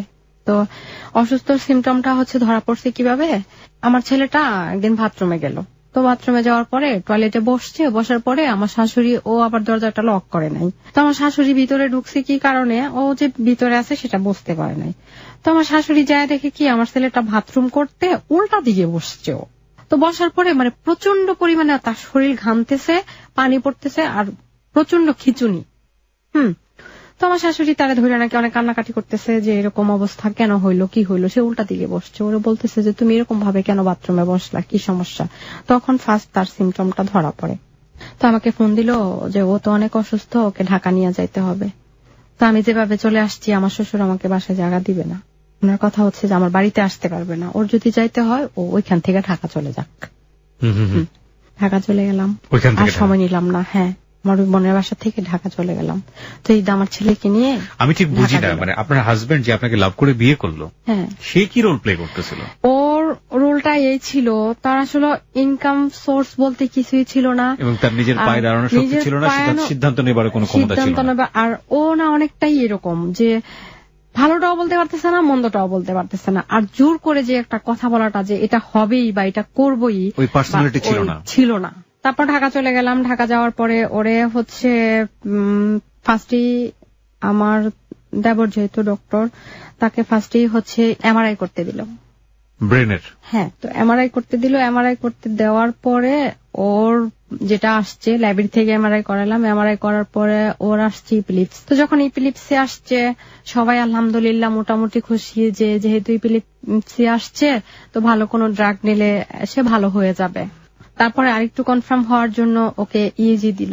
ইএজি দেওয়ার পরেও আবার ইপিলিপসি আসছে। তো ঢাকা মেডিকেলের এক ডক্টর নিউরোলজির, ওনার সাথে কথা বলছে। কথা বলার পরে বলতেছে কি যে তোমরা সিএমএস থেকে একটা ইএজি করাও, তাহলে কনফার্ম হতে পারবে আসলে ওর প্রবলেমটা কি। তো ঢাকা মেডিকেলে ভর্তি দিয়ে দিল। ছেলেটাকে নিয়ে ঢাকা মেডিকেলে চলে গেলাম, ভর্তি দিয়ে দিল। ভর্তি দেওয়ার পরে ওরে ঢাকা মেডিকেল থেকে ইএজিটা করার পরে ওর রেজাল্টটা ভালো আসে নাই। হয়তো ওরা যেটা ধারণা করছে ডক্টররা সেটাই হয়তো কিছুটা আসছে, যদিও এরকম বুঝি না। তারপরে ডক্টর বলল কি যে ওরে ইএজি 2 বার করানো হইলো, সিটি স্ক্যান করানো হইলো, তারপরে হচ্ছে এমআরআই করানো হইলো, এখন তারে হচ্ছে সিএসএফ টেস্ট করানো উচিত। সিএসএফটা হচ্ছে আমাদের মাথার মগজটা যে পানিতে ভাসানো থাকে ওই পানিটা নিয়ে আসা, মার্ক করে নিয়ে আসা, ওইটা টেস্ট করা। ওরে বাবা! তো এটা খুব লেয়ার ওই সিএসএফ টেস্টটা করা। এটা হচ্ছে মেরুদণ্ডতে সিরিঞ্জ ঢুকায় দিয়া সেই পানিটাকে টেনে নিয়ে আসে। জি, বুঝতে পেরেছি। তো ঢাকা মেডিকেলে যখন ছিলাম তো 10-12 জন ডক্টর গেল। যাওয়ার পরে আমার ছেলেটাকে ধরলো এবং আমাকে বলল কি আপনি চলে যান, আপনি এখানে থাকলে সেটা সহ্য করতে পারবেন না। তো আমাকে বের করে দিয়েছে, আমি চলে গেছি। তো আল্লাহরই হয়তো ভালো রহমত, এটা নাকি অনেকেরই হচ্ছে একবারে আসে না, 2-3 বার মার্ক করা লাগে। তো ওরে একবার ট্রাই করার পরেই ডক্টররা সেটা মানে চলে আসছে। এবং এটা হচ্ছে সিএমএস এ নিয়ে যাইতে হবে। হরতাল ছিল, অ্যাম্বুলেন্সে করে সিএমএস এ নিয়ে গেল। তো পানিটা নাকি আবার উড়ে যায়, সেটাকে হচ্ছে কিভাবে জানে ওরা নিয়ে গেল। নিয়ে যাওয়ার পরে গেল, টেস্ট করলো। টেস্ট করার পরের দিন 2 দিন পরে সেটা রেজাল্ট দিবে। তো আমার ছেলেকে হচ্ছে দিন মোহাম্মদ স্যার, আজহার স্যার ঢাকা মেডিকেলের ওনারা দেখেন। তো যেদিন রিপোর্ট আনতে গেল আমার দেবর নিজে গেল। যাওয়ার পরে ওর এক ফ্রেন্ডের সাথে নিয়ে গেল। তো ওইখান থেকে সে 2-3টা রিপোর্ট সরায় ফেলা নিচের রিপোর্টটা উঠাইছে। উঠানোর পরে বলতেছে কি আল্লাহ এটা তো নেগেটিভ আসছে। তো ওরা বলতেছে কি দেখো আমি অনেক খুশি হয়েছি, রিপোর্টটা নেগেটিভ আসছে। এখন যদি ইপিলিপসি থেকেও থাকে তাহলে ওরা ভালো কোনো ওষুধ দিলে সে ভালো হয়ে যাবে। তো তার ফ্রেন্ড আবার বলতেছে কি তুমি যে রিপোর্টটা উঠায় এত খুশি হইলা, তুমি কি দেখছো নামটা কার? এটা তো ওর রিপোর্ট না, নিচেরটা ওর।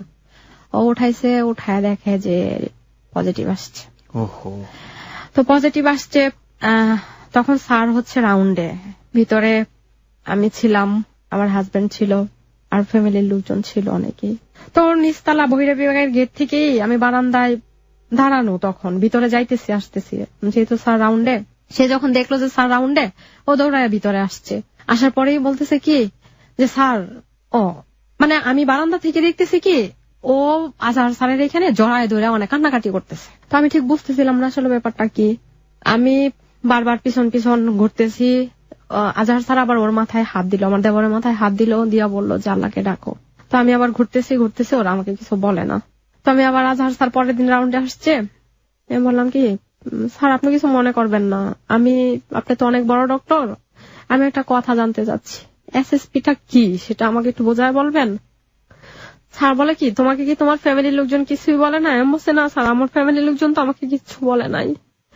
বলে কি আমি তোমাকে কতগুলি টিপস দিব, সেই টিপস মতো তুমি চলো আর আল্লাহকে ডাকো, এটার পৃথিবীতে কোনো চিকিৎসা নাই। আল্লাহ যদি ভালো করেন তো করলো, আর নয়তো একটা সময় নির্ধারণ করা আছে, এটা পর্যন্তই থাকবে। তো আমাকে স্যার মাথায় হাত দিয়া বললো কি যে দেখো যা হবার হয়ে গেছে, আমি একটা ম্যাপ করে দিব, সেই ম্যাপ অনুযায়ী হয়তো ছেলেটার মানে সিমটম গুলি ওরকম আসবে, আসার পরে এখন সবচেয়ে বড় নার্স হচ্ছে তুমি। যে চাই বলুক, যে সিচুয়েশনই ফেস করো না কেন, তোমাকে শক্ত থাকতে হবে, তোমাকে সবল থাকতে হবে, এবং তোমাকে সবচেয়ে বড় নার্সিং দিতে হবে, তোমার বাচ্চাটাকে পাশে দাঁড়াইতে হবে। তোমাকে ভেঙে বললে চলবে না। তুমি যদি ভেঙে যাও তাহলে তোমার আরেকটা বাচ্চা আছে, কে করবে তাকে? আর তার সামনে তুমি এক ফোঁটা চোখের পানি ফেলবা না। তার যে বাকি কয়টা দিন সে বেঁচে থাকবে, তাকে ভালোভাবে হাসি খুশিতে বাঁচতে দাও, শেষ সময়টা তার সাথে ওইভাবে কাটাও। কি অসুখটা কি তার? ওর হচ্ছে এসএসপি ভাইরাস। এটা কি জিনিস? এটা হচ্ছে মাথার যে মগজটা আছে সম্পূর্ণটাই হচ্ছে 4 ভাগের 3 ভাগই তখন হচ্ছে নষ্ট হয়ে গেছিল, একটা ভাগ ছিল সেটাতেও আক্রান্ত কিছুটা হয়েছিল তখন। এটা খুব ক্লিয়ার। ওর যখন হয়েছিল তখন উত্তরাতে মানে ক্যান্সারের চেয়ে ভয়াবহ। হ্যাঁ, এটার কোনো চিকিৎসাই নাই, ট্রিটমেন্টই নাই, কোনো ট্রিটমেন্ট। SSP virus. হ্যাঁ, এসএসপি ভাইরাস। তো একটা মেয়েকে পাইছিলাম উত্তরাতে, ওই মেয়েটা হচ্ছে অ্যাপোলো হসপিটালে 4 মাস বেঁচে ছিল, তারপরে মারা গেছে। আপনার ছেলে সম্পর্কে কি বলেছে ডাক্তার? আমার ছেলে সম্পর্কে তখনই বলছিল যে এই বছরের মার্চের 6 তারিখ পর্যন্ত ওরা একটা ডেট দিয়ে দিছিল। কি কি সিমটমের কথা বলেছিল? সিমটমগুলি বলছিল যে ওর যদি সত্যি এসএসপি হয়ে থাকে তাহলে সে এখন কথা বলতে পারে, পরে কথা বলতে পারবে না, এখন হাঁটতে পারে, পরে হাঁটতে পারবে না। এগুলো কি হয়েছে? এখন খাইতে পারে, পরে খাইতে পারবে না। তারপর হচ্ছে আস্তে আস্তে সে একেবারে বিছানায়। এখন কি তাই? হ্যাঁ, এখন তাই। ও ডক্টর আমাকে যা যা বলেছে ফার্স্টের দিন তাই হয়েছে, এবং সেম। এবং বলছে কি যে এমন একটা সময় আসবে যখন তার খাবারটা বন্ধ হয়ে যাবে, তখনই তোমাদের হসপিটালাইজ করতে হবে এবং নল দিয়া খাওয়াইতে হবে। এটা কখনো কিওর হয় না পৃথিবীতে, এরকম কোনো না। আবার নিশ্চিত মৃত্যু জেনে সামনে। আপনার সন্তানের বয়স কত এখন? এখন হচ্ছে 14 বছর। এখন ও কি এভাবে বেডে পড়ুয়া অবস্থায় আছে? হ্যাঁ, খেতে পারে না? না, খেতে পারে বলতে হচ্ছে যেমন অল্প একটু ভাত নিলে, 1 চামচের অর্ধেক ভাত নিলে সেটা হচ্ছে 2-3 ঘন্টা লেগে যায় খাওয়াইতে, তাও পুরোটা খাওয়া শেষ হয় না। একেবারে সারাদিন 24 ঘন্টা বেডেই পড়ে থাকে। ও বাথরুম করতে বলতে পারে না, প্রস্রাব করবে বলতে পারে না, ইভেন সে 1 ফোঁটা পানি খাবে সেটাও বলতে পারে না। তো আমাকে টেক কেয়ারটা আমার করতে হয় বলতে হচ্ছে, এখানে আরো কথা আসবে, তারপর ওইখান থেকেই হচ্ছে ডক্টর তো এগুলি বলেই দিল। তো এখন ওদিক দিয়ে হচ্ছে ঢাকা মেডিকেলে থাকতে থাকতেই হচ্ছে আমার আম্মা অসুস্থ হয়ে গেছে, ওনার ক্যান্সার, উনি সমরিত হসপিটালে ভর্তি ছিল তখন। মারও ক্যান্সার? হ্যাঁ, মার ক্যান্সার ধরা পড়ছে তখন আমার ছেলে হচ্ছে ঢাকা মেডিকেলে, মা হচ্ছে সমরিত হসপিটালে। মায়ের অপারেশন হয়েছে, প্রতিদিনই হচ্ছে কেমো দেওয়া লাগে, তারপরে হচ্ছে সপ্তাহের মধ্যে 4 দিনই কেমো দেওয়া লাগে। তো এখান থেকে হচ্ছে যে আম্মা হসপিটালে, এদিক দিয়ে হচ্ছে ছেলেকে দেখি, আবার দেখা গেছে যে মাসুদকে বলি যে তুমি ওর সাথে থাকো, আমি হচ্ছে মায়ের কাছে যাই। তো এরকম করে যাইতেছে। তো আমার মার তখন এরকম অবস্থা হয়েছে, ওনার ছেলে মেয়ে, ইভেন তার সংসারের জন্য কোনো মায়া ছিল না, কারণ কেমো দেওয়াতে হচ্ছে তার চুল সবকিছু তো কেমন জানি হয়ে গেছিল, কালো হয়ে গেছিল, ফুলে গেছিল শরীরটা, চুল টুল পড়ে গেছিল। তো তার একটা কথা বলতে হবে যে আমার ভাই তখন সে দেশের বাইরে পড়াশোনা করতে গেছে, MBA করতে গেছিল মালয়েশিয়ায়। সে হচ্ছে আমাকে খুব ভরসা মনে করতো যে একটা কিছু তাকে বললে হয়তো কাজ হবে। তো এদিক দিয়ে হচ্ছে যে আমার ছেলেটাকে আমি ঢাকা মেডিকেল থেকে নিয়ে আসি, মাকে রেফার করে দিছে ওই ডেল্টাতে, মিরপুর ডেল্টাতে। তো মা ওইখানে 4 মাসের মতো ছিল। তো বাসায় নিয়ে আসছি, বাসায় নিয়ে আসার পর ওই দিক দিয়ে হচ্ছে শিপনের সাথে কথা হচ্ছে। শিপন? হ্যাঁ, এদিক দিয়ে যেটা হয়েছে যে মার যখন অপারেশন, মানে শিপনকে কি ওই সময়টাতে আপনি জানতেন বলতে আমি যেটা বোঝাচ্ছি, কোথায় থাকে, কি করে, কথা যেহেতু বলেন, কথা কন্টেন্ট গুলো থাকে, সবকিছু আমি জানতাম। কি জানতেন আপনি? জানতাম হচ্ছে ও হচ্ছে বাইরের বিজনেস করে। বাইরেতে বিজনেস করে? কোন দেশে? বাইরের বিজনেস কোন দেশে? সৌদিতে। সৌদিতে থাকে ও? হ্যাঁ, স্টে করে সৌদিতে। আচ্ছা, আসে হয়তো 2 মাস কিংবা 1 মাসের মধ্যেই হচ্ছে। বাংলাদেশের বাড়ি কোথায়, কি অবস্থা? নরসিংদীতেই বাড়ি? হ্যাঁ, নরসিংদীতে। ওর হোম ডিস্ট্রিক্ট, আমার হোম ডিস্ট্রিক্ট একই। ওকে, ফাইন। ওর সাথে যখন আমার ফোনে কথা হইতো তখন কিন্তু আমার অবস্থা খুব খারাপ হয়ে যাচ্ছিল ফ্যামিলিগত ভাবে, ছেলেটাকে নিয়ে, মাকে নিয়ে। তো এই কথাগুলি শোনার পরে সেও আমার প্রতি হচ্ছে অনেকটাই দুর্বল হয়ে গেছিল। তো বাসায় নিয়ে আসছি ছেলেকে। এদিক দিয়ে আবার ফিনান্সিয়াল কিছু ব্যাপার ছিল, যেটা হচ্ছে প্রবলেমটা শুরু হচ্ছে আর কি। ছেলেটাকে পুরোপুরি সে জানতো, মার ব্যাপারটাও জানতো? হ্যাঁ, জানতো। তো হচ্ছে আমার ছেলেটাকে বাসায় নিয়ে আসছি। আসার পরে একদিন সন্ধ্যা হবে 7টা 7:30 বাজে। তো ও যেই বিছানায় শুয়ে আছে, একেবারে জানালা থেকে 4টা খুব সুন্দর দেখা যায়। তখন সে একটু কথা বলতে পারে। আপনার ছেলেটা? ও 4টা দেখতেছে তাকায়, তখন একটু কথা বলতে পারে। যখন তার টোটালি কথা বন্ধ হয়ে গেছে, তার 2 দিন আগে আমাকে বলতেছে কি, মানে হঠাৎ করে জুড়ে আমাকে ডাক দিচ্ছে যে আম্মু বলে একটা অনেক জুড়ে মানে চিল্লাইতেছে। তো আমি দৌড়ায় ওই রুম থেকে গেছি। যাওয়ার পরে আমাকে বলতেছে কি, দেখো 4টা কত সুন্দর না? আমি বলছি হ্যাঁ, 4টা অনেক সুন্দর। তখন ও আমাকে বলতেছিল কি যে ওইরকম একটা কিছু কথা বলছে, কথাটা বাট ক্লিয়ার না, কিন্তু আমি বুঝতে পারছি। আমাকে বলতেছিল কি, আম্মু পৃথিবীটা হচ্ছে অনেক বড়, কিন্তু মানুষের জীবনটা অনেক ছোট, ওরকম কিছু একটা বলছে। তো তখন তার লাস্ট কথা ছিল আমার সাথে এরকম। তারপরে 2 দিন বেশি একটা কথা বলে নাই, টোটালি কথা বন্ধ হয়ে গেছে। মানে ও এরকম কিছু একটা বুঝতেছিল তখন যে ও হয়তো আর কখনো কথা বলতে পারবে না কিংবা বাঁচবে না, ওরকম কিছু একটা। কিন্তু ডক্টর সম্পূর্ণই নিষেধ করছিল তার সামনে এই কথাগুলি বলার জন্য। কিন্তু আসলে এটা হয়ে যাইতো, সামহাও ও বুঝে ফেলতো। আর দেখা গেছে কি, আমরা অনেক চেষ্টা করতাম কিন্তু এটা হয়ে যাইতো কোনো না কোনো ভাবে। দেখা গেছে ওরকম হইতে তো এখন তো হচ্ছে তার ট্রিটমেন্ট একটাই, ডক্টর বলে দিচ্ছে যে এটার কোনো নাই, সেভাবে চলতেছে। এখন হচ্ছে যে ডক্টর তো তাকে ছেড়েই দিল যে ওকে বাড়ি নিয়ে যান। তো এদিক দিয়া আমার মাসুদের সাথে আমার কোনো ভালো তো সম্পর্ক নাই। তো এদিক দিয়া হয়েছে বাড়ি যাব, বাড়িতে গেলাম। বাড়িতে যাওয়ার পরে হচ্ছে আমার শ্বশুর বাড়ি আরেকটা সিচুয়েশন তৈরি হইলো। ওইখানে যাওয়ার পরে অদ্ভুত যে ব্যাপার সেটা বলতে হবে। যখন বাড়িতে গেলাম ছেলেকে নিয়ে, তখন হচ্ছে আমি অন্যরকম একটা পরিবেশ ফিল করলাম। আশেপাশের লোকজন, গ্রামের লোকজন তো আয়সা বলতেছে কি, আল্লাহ, ছেলেটা এরকম হয়েছে, বাবা মার নিশ্চয়ই কোনো পাপ ছিল, যেটার ফল হচ্ছে ছেলেটার উপরে গেল। This is ugly truth of our society. প্রিয় শ্রোতা, আমাদের সোসাইটিতে পরিবারে কোনো একটা প্রতিবন্ধী শিশু থাকা মানে চারপাশের ফ্যামিলির সবাই এটা মনে করেন যে বাবা মায়ের কোনো অপরাধ তার সন্তানের উপর দিয়ে এটা গিয়েছে। ধর্মীয় ভাবে কোন জায়গায় আমাদের সৃষ্টিকর্তা মহান আল্লাহ তাআলা কোথাও কখনো এই ধরনের কথা বলেননি। কিন্তু আমরা মানুষরা মানুষকে হেয় করার জন্য, আমরা জানি না এগুলো কোথা থেকে উৎপন্ন হয়েছে, কে করেছে, যুগের পর যুগ এই ধরনের অভিশপ্ত কথা আমরা আমাদের নিজের জীবনে ছাপ লাগিয়ে একজন মানুষকে ছোট করে চলেছি। যে মানুষটা বিপদগ্রস্ত, প্রত্যেকটা ধর্ম বলে, প্রত্যেকটা সমাজের এথিক্স বলে, তাকে তুমি সাহায্য করো, তাকে তুমি সামনের দিকে এগিয়ে যাওয়ার জন্য তোমার সর্বস্ব দিয়ে চেষ্টা করো। অথচ দেখুন, একটা মানুষের বিপদে একে তো না করছে আমি সাহায্য, তার মোরালিটি যাতে নষ্ট হয়ে যায় সেজন্য অত জঘন্য রকমের একটা চিন্তা ভাবনা নিজের মধ্যে পুষে রাখছে। যারা হ্যালো 8920 শোনেন, আমি বিশ্বাস করি এখানে অক্ষর জ্ঞান সম্পন্ন নন, শিক্ষিত, আমরা সোকল্ড মূর্খ যেটাই বলি না কেন, বিভিন্ন রকমের শ্রোতা এখানে আছেন। সবার প্রতি শ্রদ্ধা রেখে বলছি, একটা পরিবারে প্রতিবন্ধী শিশু থাকা মানে ওই প্রতিবন্ধী শিশুটাকে বিশেষ শিশু হিসেবে দেখা, মানুষটাকে বিশেষ মানুষ হিসেবে দেখা, তার প্রতি বিশেষ একটা অ্যাটেনশন দেয়া, তাকে সহযোগিতার হাত বাড়িয়ে দেয়া। এবং ওই ধরনের মনোভাব তো পোষণ করার প্রশ্নই ওঠে না। বরং যদি কেউ পোষণ করে, তাকে খুব সুন্দর করে বোঝানো যে এও মানুষ এবং এর বাঁচার অধিকার আছে, খুব সুন্দরভাবে। আর আমরা যারা সুস্থ মানুষ, 2 হাত আছে, 2 পা আছে, সুস্থভাবে চিন্তা করতে পারি, তারা যদি তাকে অসুস্থভাবে চিন্তা করি, আমরাই মূলত আমাদের মানসিক জায়গা থেকে প্রতিবন্ধীদের মতো আচরণ করছি। আমরাই আসলে এক্সাক্ট প্রতিবন্ধী, ওরা প্রতিবন্ধী না। এই জিনিসটা যেন আমাদের সবার মাথার মধ্যে থাকে। প্লিজ অন্তত এই ট্যাবুটাকে কোনোভাবেই নিজের মাথায় প্রশ্রয় দিবেন না যে বাপ মায়ের কোনো অপরাধের কারণে সন্তানটা আসলে এইভাবে এফেক্টেড হয়। Please never do that. তো তারপরে এরকম বলতে থাকলে হচ্ছে এমনিতেই হচ্ছে ছেলেটাকে নিয়ে মানে সহ্য করতে পারতেছি না।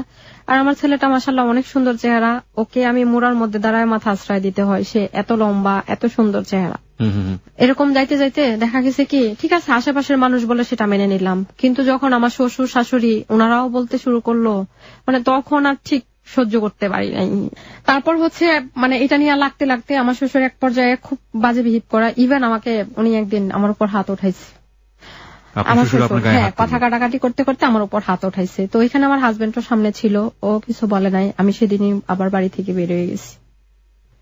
তো বের হয়ে যাওয়ার পরে আমি নরসিংদীতে আলাদা একটা বাসা নিলাম, নিয়ে ওইখানে উঠে গেলাম।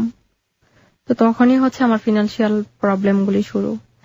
তো তখনই শিপন, তখন আমার টাকা দরকার, কারণ আমার হাতে টাকা নাই, আমাকে তো সাপোর্ট দিবে না। আর আমি চলে আসছি তখন এই জন্য যে আমি যদি ওইখানে থাকি, দেখা গেছে ওদের সাথে লাগতে লাগতে আমার ছেলের সামনে এগুলি আইসা পড়ে, তো ওর প্রভাবটা, আমার প্রভাবটা ওর উপর পড়তেছে। তো আমি চাচ্ছিলাম যে আমি নাই থাকি, ওরাই ওদেরকে করলো, কিন্তু সেগুলি না বুঝুক, ভালো থাকুক, আমি যাচ্ছি, আসবো, দেখবো, এরকম।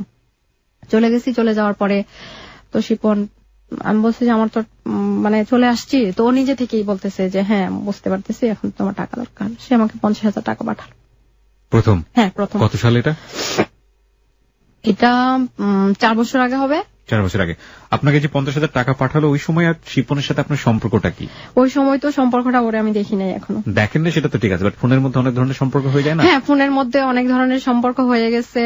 তো ওরে তো আমি একটা পর্যায়ে তো লাভটা চলেই আসছে। ওইটা কি 50,000 টাকা পাঠানোর আগে না পরে? এটা 50,000 টাকা পাঠাইছে, হ্যাঁ, তখনও প্রেমের সম্পর্কই চলছে। হ্যাঁ, চলতেছে, কথা বলতেছি।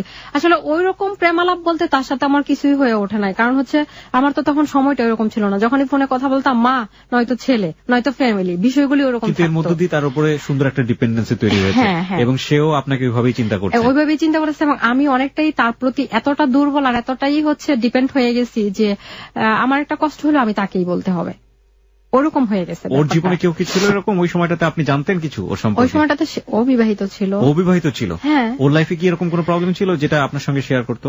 না, ওর লাইফে এরকম কোনো প্রবলেম ছিলই না। তারপরেও আপনাকে এভাবে এসে রিসিভ করছে। আপনি যদি কোনো কোশ্চেন করেননি কখনো? যে আসলে আমি তো ওই টাইমটাতে আমার কোশ্চেন করার কোনো সুযোগ ছিল না। এক্স্যাক্টলি। এবং ওই সময়টাতে আপনি যাই পাবেন সমুদ্রের মধ্যে খড়কুটো, ওটা ধরে আপনি বাঁচার সার্ভাইভ করার চেষ্টা করবেন। কিন্তু আসলে এটা কি দাঁড়ায়, এটা কি হয় শেষ পর্যন্ত? আমরা আসলে প্রতি মুহূর্তে আমাদের সারাউন্ডিং থেকে বিভিন্ন রকমের সাহায্য নিয়ে বাঁচার চেষ্টা করি, শেষ পর্যন্ত আসলে তা আমাদেরকে কি বাঁচতে দেয়? যাই হোক, আমরা শাওনের জীবনের গল্পে আবারও ফিরতে চাই।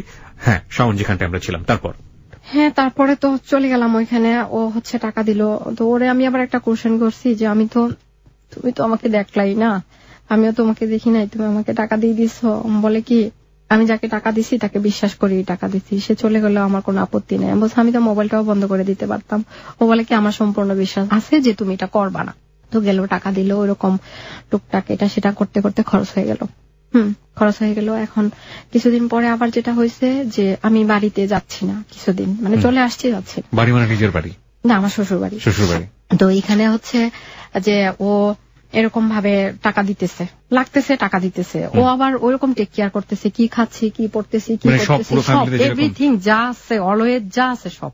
তো গেল, এটা যাওয়ার পরে একটা সময় আমার মায়ের টাকা, টোটাল চিকিৎসা করতে টাকা খরচ হয়েছে প্রায় 33 লক্ষ টাকার মতো। তো এখানে আমার চিকিৎসার মধ্যে একটু প্রবলেম হয়ে গেছিল, টাকার কেস টাকা ছিল না। পরে আমি একদিন বলছি এরকম তো প্রবলেম হয়েছে।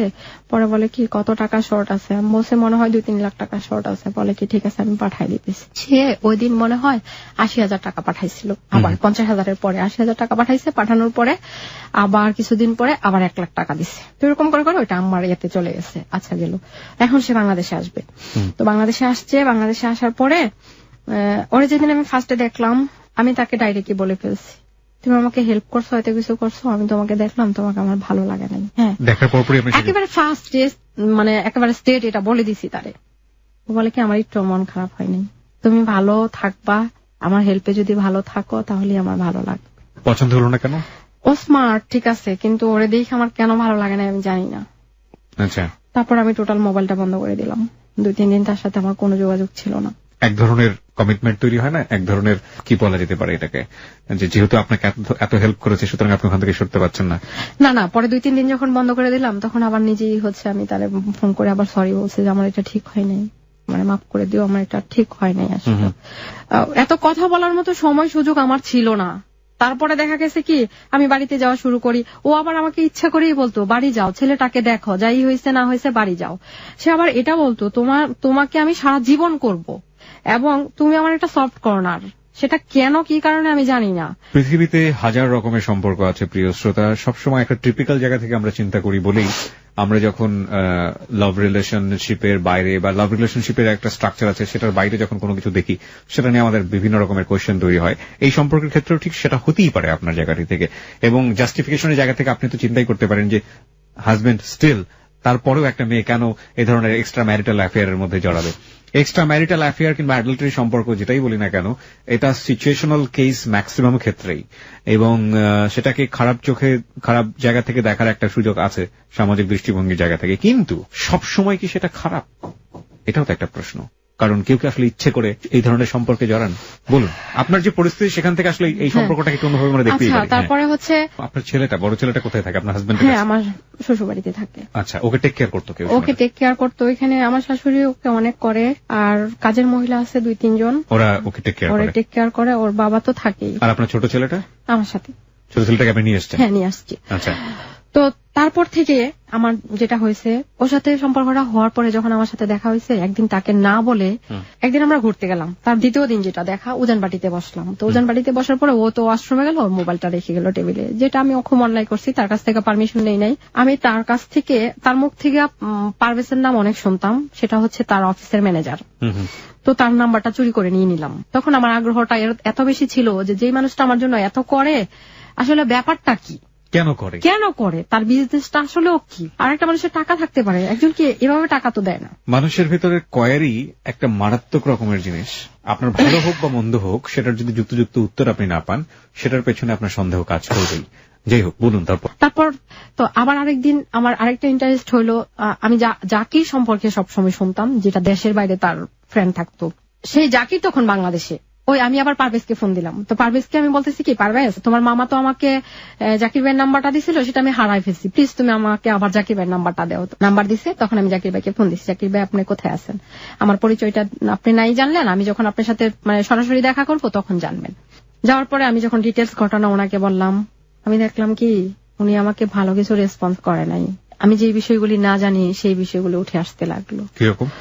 যে শিপনের তো অনেক টাকা আছে, তার তো এই ধরনের মেয়ের সাথে অনেক ফিজিক্যালি রিলেশনে জড়ায়া অনেক মেয়েদের পিছনে টাকা খরচ করছে, কিন্তু আমার জন্য সে এতটুকু করছে, এই জায়গা থেকে আমি এটা ওনাকে বলি নাই। না বলাতেই উনি আমাকে এত কিছু বলে দিচ্ছে। বলে দেওয়ার পরে আমার ইন্টারেস্টটা আরো বেশি হইতে লাগলো। কেন? এই কথাগুলি জানার পরে। ইন্টারেস্টের কারণটা হলো অনেকগুলি মেয়ের নাম আসছে এখানে, তাহলে আমার সন্দেহ হইতেছে যে সে কি করতেছে, বাট কি করতে চাইতেছে আমি তো বুঝতে পারতেছি না। আচ্ছা, এখানে আপনার কাছে আমার একটু ফুল স্টপ দিয়ে কিছু কোয়েশ্চেন আছে। এই যে যখন আপনি কোয়েরিটা করছেন, এই কোয়েরির আগ পর্যন্ত সে আপনাকে আনুমানিক কত টাকা হেল্প করেছে? এটার আগ পর্যন্ত আমাকে সে আনুমানিক হেল্প করছে প্রায় 20-22 লক্ষ টাকা। হ্যাঁ, 20-22 লক্ষ টাকার এই টাকা সবকিছু আদার্স মিলায় হবে, সবকিছু মিলিয়ে 20-22 লক্ষ টাকা আপনাকে হেল্প করেছে। এর মধ্যে আপনার সাথে কোন ধরনের কোন অনৈতিক সম্পর্ক সে জড়াতে ইচ্ছা বা মনোভাব কি পোষণ করে? না, ইচ্ছা পোষণ করে নাই, কিন্তু ফোন আলাপে দেখা গেছে মাঝে মাঝে একটু ফোন আলাপে আমি ওটা অন্য বিষয়। বাট আপনার সঙ্গে ধরনের সম্পর্ক হয়নি? না, আমার সাথে আপনার সঙ্গে যখন সে ঢাকায় মিট করেছে তখন ওই ধরনের সম্পর্ক হয়নি? কোথাও সে অফারও করেনি? না, কোথাও অফারও করে নাই। তাহলে আপনার মাথার ভিতরে কি একটা কোয়েশ্চেন রেইজ করা উচিত ছিল না? না, উচিত। 20-22 লক্ষ টাকা সে আপনার পেছনে ইনভেস্ট বলবো না আমি, আপনাকে দিল, এবং আপনার সাথে এই ধরনের কথা বলার সুযোগও ছিল যেহেতু আপনি তাকে লাভ করেন।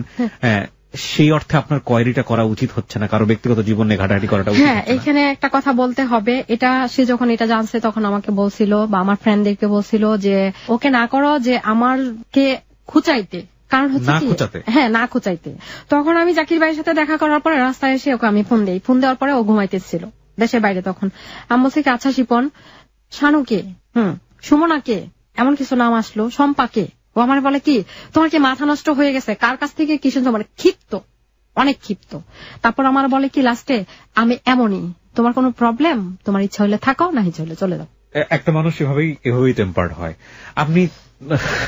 আপনি কোয়েরিটা কেন করলেন? আমাকে এই প্রশ্ন, আপনি তো ভালোই ছিলেন, আপনি হ্যাঁ, আমি ভালোই ছিলাম। আমি কোয়েরিটা করছি একটা কারণে। এখানে একটা ঘটনা আমার বলা হয় নাই। ওর সাথে একদিন উত্তরায় আমি বসেছিলাম, সেটা সকালবেলা ছিল, 10টার দিকে হবে। বসে থাকার পরে ওর মোবাইলে একটা ফোন আসছে। তো মোবাইলটা বারবার ফোন আসতেছে, ও চাচ্ছিল ফোনটা বন্ধ করে দিতে, কিন্তু ওর হাতের চাপ লেগে মোবাইলটা বন্ধ না হয়ে সেটা লাউড হয়ে গেছে। আচ্ছা, হ্যাঁ। তো তো ওইখান থেকে একটা মেয়ে তাকে বলতেছিল যে ভাইয়া আপনি বারবার কেন লাইনটা কেটে দিচ্ছেন, ভাবি কি পাশে? তখন আমি মনে করলাম যে এনিথিং রং। হ্যাঁ, তো সেই দিন আমি অনেক কান্নাকাটি করছি এবং ওরে আমি বলছি যে আসলে কে সেটা আমাকে খুলে বলো। ওর মেয়েটার বাড়ি ছিল গোপালগঞ্জে, তো সে আমাকে যেটা বললো আমার পায়ে ধরে মাপ পর্যন্ত চাইছে সে। আমি কোয়াইট অ্যাবসার্ড রিলেশনশিপ। এক তো হচ্ছে যে আপনাকে সে বউ হিসেবেও চায় না, আপনাকে গার্লফ্রেন্ড হিসেবে দেখে, সো কল্ড গার্লফ্রেন্ড, মানে গার্লফ্রেন্ডের সাথে যে ধরনের সম্পর্ক হয় সে ধরনের সম্পর্ক না, তার স্টিল ওয়াইফ আছে, বাচ্চা কাচ্চাও নিশ্চয়ই আছে। তাহলে আপনাদের এই আরেকটা মেয়ে নিয়ে সমস্যা হওয়া, কান্নাকাটি হওয়ার মানেটা কি? মানে আমি চাচ্ছিলাম, তাকে বারবার কোশ্চেন করছিলাম যে তোমার যদি কিছু সত্যতা থেকে থাকে তোমার লাইফে নিয়ে আপনার সমস্যাটা কোথায়? আপনি তো সেই ধরনের সত্যের ফেস হবেন না। আপনি তো তার আরেকটা গার্লফ্রেন্ড হচ্ছেন না, আপনি তার ওয়াইফও হচ্ছেন না। কিন্তু হচ্ছে আমার এটা খুব লাগতো তখন, কেন লাগতো আমি জানতাম না, আপনি মেনে নিতে পারতাম না। হ্যাঁ, তখন থেকে আমার সন্দেহটা শুরু। ঠিক আছে, তো তখন আমি এখানে আরেকটা কথা বলে রাখি আপনাকে, ওই জায়গাটা থেকে তখন আমি যে শানু মেয়েটা, ওর সাথে ও তখন দেশের বাড়ি চিল্লাইতেছে, ও না করতেছে। ওর বাড়ি হচ্ছে শফিপুর। হ্যাঁ, শফিপুর, ওর একটা পার্লার আছে। আমি সেখানে চলে যাই। আপনি এতটা ক্রেজি হয়ে যান? হ্যাঁ, আমি ঠিকানা নিয়ে ওখানে চলে যাই। শানুর কাছে যাওয়ার পরে আমি ফার্স্টে পার্লারে কাজ করাই, ওর পার্লার আছে। দ্বিতীয় দিন হচ্ছে তার আমি পরিচয় দিই যে শিপনের ব্যাপারে কিছু বলো। তো ওই মেয়েটা সবকিছু বলে দিছে আমাকে। কি বললো? তার সাথে একটা সম্পর্ক ছিল, কি হয়েছে না হয়েছে আছে। ওই মেয়েটা তো আমাকে ফিজিক্যাল রিলেশন ছিল সেটা না করছে, কিন্তু জাকির ভাই যেটা জানতো সম্পূর্ণ ঘটনা, উনি আবার বলছে যে ওই মেয়েটার সাথে ফিজিক্যাল রিলেশন ছিল। আচ্ছা, এই শারীরিক সম্পর্কের জায়গায় সে কি পরিমাণ টাকা পয়সা ইনভেস্ট করেছে? হ্যাঁ, ওইখানে যেটা ইনভেস্ট করছে আমি যেটা শুনলাম হয়তো 5 লক্ষ বা 6 লক্ষ এরকম টাকা হবে, মানে তাকে পার্লারটা করে দিছে সে। অদ্ভুত। আমি তো দেখতে পাচ্ছি যে এখানে মানে অন্যরকম এক রূপ এক ভদ্রলোকের। এটা ভদ্রলোক না ভদ্রলোক আমি ঠিক কি বলবো বুঝি না, মানে এক ধরনের অন্যরকমের মানসিক সম্পর্ক, এবং সেখানে প্রচুর পরিমাণ অর্থ ব্যয়, এবং তারপরে সেই সম্পর্ক থেকে সরে আসা। But it is. আচ্ছা, ঠিক আছে, তারপরে হলো এটা। তো আমি করলাম কি, টোটালি তার সাথে যোগাযোগ বন্ধ করে দিলাম। কেন বন্ধ করলাম? বন্ধ করে দিলাম মানে আমি দেখতে যাচ্ছিলাম যে আমি যখন যোগাযোগটা বন্ধ করে দিব সে কি করে। আমি এখানে একটু আপনাকে থামাচ্ছি, আমি একটু নোট দিতে চাই, বিশেষ করে যারা মেয়ে বন্ধু শুনছেন আজকের এই হ্যালো ইতনা ইন্টারভিউ, এবং একসাথে ছেলে বন্ধুদের জন্য, never try this in your personal life, never ever. আপনি যদি ভালো থাকেন, সেটা বয়ফ্রেন্ডের সঙ্গে হোক বা হাজবেন্ডের সঙ্গে হোক, একইভাবে ওয়াইফের সঙ্গে হোক বা গার্লফ্রেন্ডের সঙ্গে হোক, আপনি কখনোই সন্দেহের বশবর্তী হয়ে আপনার ওয়াইফ কারোর সাথে সম্পর্কিত কিনা সেটার জন্য এইরকম ফেক বা কারো দ্বারা এক ধরনের অনেকেই করে থাকেন একটা সম্পর্ক তৈরি করা, আদৌ সেই ধরনের চরিত্রের কিনা, এবং হাজবেন্ডের ক্ষেত্রে ওয়াইফ অনেক সময় করে থাকেন, এই জিনিসটা কখনোই চেষ্টা করবেন না, কখনোই চেষ্টা করবেন না। কারণ প্রত্যেকটা মানুষের মধ্যেই কিছু না কিছু ফল্ট আছে, এবং স্বাভাবিকভাবেই ওই ফল্ট গুলো যদি অন্য কোনো মানুষের মধ্যে না থাকে, মন অটোমেটিক্যালি তার প্রতি দুর্বল হয়ে যায়। তো সেই জায়গাটা থেকে নিজে ভালো থাকার জন্য কখনো এই ধরনের ট্রাই করা উচিত না। কারণ সত্যি সত্যি যদি দেখেন যে ওই ছেলেটার প্রতি যেভাবে আপনি ফেক হয়ে তাকে ট্রাই করছেন, তার প্রতি হয়তো আপনার স্ত্রী কিংবা আপনার হাজবেন্ড হয়তো দুর্বল হয়ে গেল, এবং এটাই হয়তো তার ফার্স্ট দুর্বল হওয়া, তখন আপনি কি ভালো থাকবেন? বা আপনি যেটা খুঁজে পেলেন সেটার বিনিময়ে আপনি যে কি সমাধান করবেন? সুতরাং ভালো থাকতে অন্তত এই ধরনের চেষ্টা কোনোভাবেই করবেন না। বলুন। তো আমি একটা সম্পর্কে যখন যাচ্ছিলাম তখন আমি তার কাছে বারবারই হচ্ছে মাপ চাইতাম, 1000বার বলতাম যে তুমি আমাকে, তখন আমার কাছে মনে হইতো সে যদি আমার লাইফ থেকে চলে যায় হয়তো আমি বাঁচবো না। কেন মনে হয়? হ্যাঁ, এটা আমার মনে হইতো, কারণ আমার তো ওই রিলেশনগুলি ভালো ছিল না, কন্টিনিউ ছিল না, বাট আমি তখন ডিপ্রেশন অনেক ফিল করতাম। তো আমার কাছে তার সম্পর্কটা অনেক দামি মনে হইতো। আমি তাকে বারবার পায়ে ধরতাম যে আমি তোমার পায়ে ধরি, তুমি আমাকে ছেড়ে যাও না। হ্যাঁ, আমাকে যখন আমার সাথে কন্টিনিউ না করবা আমাকে বলবা যে আমি আর পারতেছি না, এখানে স্টপ করা উচিত। ওদিক দিয়ে আবার জাকির আমাকে এগুলি বলছে দেখা, জাকির তার রুম পার্টনার ছিল, তাকে ঘর থেকে বের করে দিচ্ছে। সে বাংলাদেশে আসছে, আসার পরে এখানে একটা ব্যাপার ছিল যেটা 8 লাখ টাকার একটা ফল্ট ছিল তার সাথে।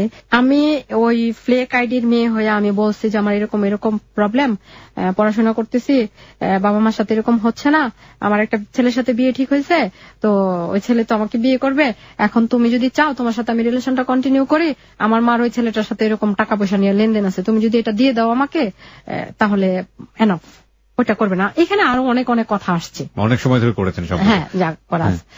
তো ফার্স্টে আসলে শুরু হয়েছিল এটা মানে তাকে কাউন্টের জন্য, কিন্তু লাস্টে যেগুলি হয়েছে এগুলি মানে অনেকটাই এতটাই আগায় গেছিলাম, না আসতে পারতেছিলাম না বন্ধ করতে পারতেছিলাম। ওই ফেক আইডি থেকে টাকা তো আলটিমেটলি আপনার কাছে আসছে। হ্যাঁ, আমার কাছে আসছে। এবং ওই 8 লাখ টাকাটা কিভাবে আসছে, এখানে একটা কথা উল্লেখ করা যাবে যে হচ্ছে ব্যাংকের হেড অফিসে একজন ভদ্রলোক আছে যিনি ওই ব্যাংকে আছে, ওই টাকাটা তার অ্যাকাউন্টে আসছিল। তার অ্যাকাউন্টে আসার পরে তার নাম্বারটা তার কাছে রয়ে গেছিল, সে এভাবে ধরতে পারছে আর কি। ওই নাম্বারটা ফলো করে ওই ব্যাংকে গেল, যাওয়ার পরে ওই ভদ্রলোক আবার আমাকে যখন টাকাটা দিল তখন একটা ভিডিও ফুটেজের সামনে টাকাটা দিল আর কি। তখন ওই ভিডিও ফুটেজ সে দেখেছে না, দেখে নাই, কিন্তু ওই ভদ্রলোক সেটা রাখছিল। ওই ভদ্রলোক মনে করতো আমার জবের যদি কোনো প্রবলেম হয়, সেই ভদ্রলোক হিন্দু ছিল, খুব ভয় পাইতো। আরেকটা ঘটনা হচ্ছে, বাংলাদেশে আসার আগে তার 8 লাখ টাকা দেওয়ার কথা ছিল, তো 7 লাখ টাকা পাঠাইছে। 7 লাখ টাকা একবারই পাঠিয়েছে? না, একবারে পাঠাই নাই, ওইটা গত রমজানে পাঠাইছে, তো 2-1 পাঠাইছে, ওরকম 1 মাসের মধ্যেই পাঠাইছে। তারপরে হচ্ছে ওই মেয়েটার সঙ্গে কথা বলতো, মানে আপনি কথা বলতেন চাইনিজ মোবাইল থেকে ভয়েস চেঞ্জ করে? হ্যাঁ, ভয়েস চেঞ্জ করে। কিন্তু আমি যে তাকে এতবার, আমি যেই জায়গায় আমার সাথে বসতো কথা বলতো, ওই জায়গাগুলি আমি বারবার হচ্ছে সেখানে মাথায় থাকতো না। কিন্তু তার যে বক্তব্য ছিল যে সে নাকি এটা ধরার জন্যই হচ্ছে যে আসলে কনফিউশনে ছিল, তখন সে এটা কনফিউশনে ছিল এটা কে ধরার জন্য। কিন্তু আমার কোয়েশ্চেনটা হলো, যখন সে বাংলাদেশে আসলো তখন আমি তখন বললাম কি আমার তো আরো 1 লাখ টাকা লাগবে, তো আমার জন্য অনেক গিফট নিয়ে আসছে। ওই যে ফ্লেক আইডি, যে ফ্লেক আইডির নাম কি ছিল? অ্যাঞ্জেল শাওনি ছিল। অ্যাঞ্জেল শাওনি, হ্যাঁ। তো তখন হচ্ছে কি যে গিফট নিয়ে আসলো, তো গিফট কোথায় আনবো? শহীদ মিনারের সামনে যাইতে হবে, মানে সেটা আমি বলছি আর কি যে শহীদ মিনারের সামনে যাব। তো শহীদ মিনারের সামনে গেলাম, যাওয়ার পরে সেই 1 লাখ টাকা গিফট সবকিছু আছে, ওকে। আরো এক্সট্রা 5,000 টাকা হচ্ছে আমার খরচের জন্য।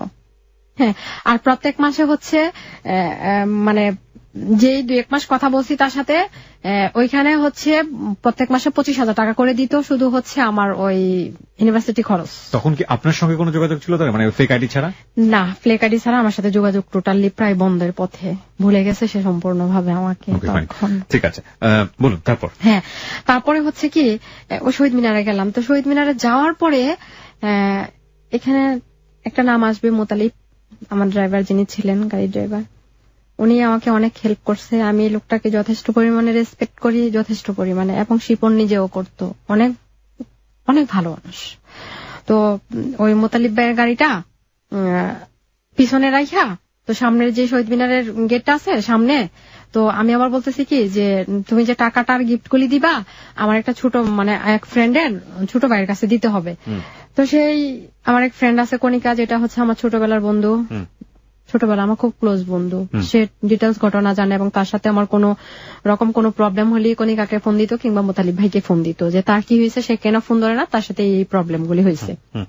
তো গেল এটা, যাওয়ার পরে আমি পিছন থেকে দেখতেছি কি যে সুন্দর করে সে আয়সা গাড়িটা তার থামলো ওই ইয়ের সামনে, সামনে। সত্যি তার আগে তার ছবি দেয়নি সে ফেসবুকে? না, ফেসবুকে তার আগে তার ছবি দেয় নাই। আমি বুঝতে পারছি যে মানে টাকা একটা মানুষের কাছে কত বেশি হলে না। তারপরে আরো কিছু কথা আছে। ও যখন গাড়িটা এসে থামলো তখন দেখলাম কি তার ড্রাইভার গাড়িটা দরজাটা খুললো, সে সুন্দর করে নেমে ওই ছেলেটাকে মানে গিফটটা টাকাটা দিয়ে আবার 1 মিনিটের মধ্যে গাড়িটা এখান থেকে চলে গেল।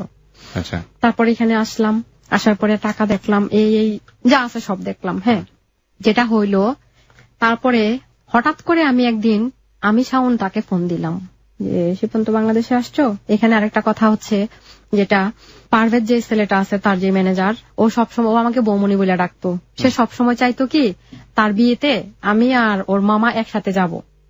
তো হঠাৎ করে তার বিয়ে ঠিক হয়ে গেল, তো সে আমাকে দাওয়াত দিল, ওরে ফোন দিল। তো সে বাংলাদেশে আসার পরে আমাকে হঠাৎ করে ফোন দিছে যে শাওন পারভেজের বিয়েতে কি তোমার দাওয়াত? আমি বলছি হ্যাঁ আমার দাওয়াত। তো ও বলতেছে কি আচ্ছা কালকে যে পারভেজের বিয়েতে যাব, কাবিন হবে ওর, কি নিব?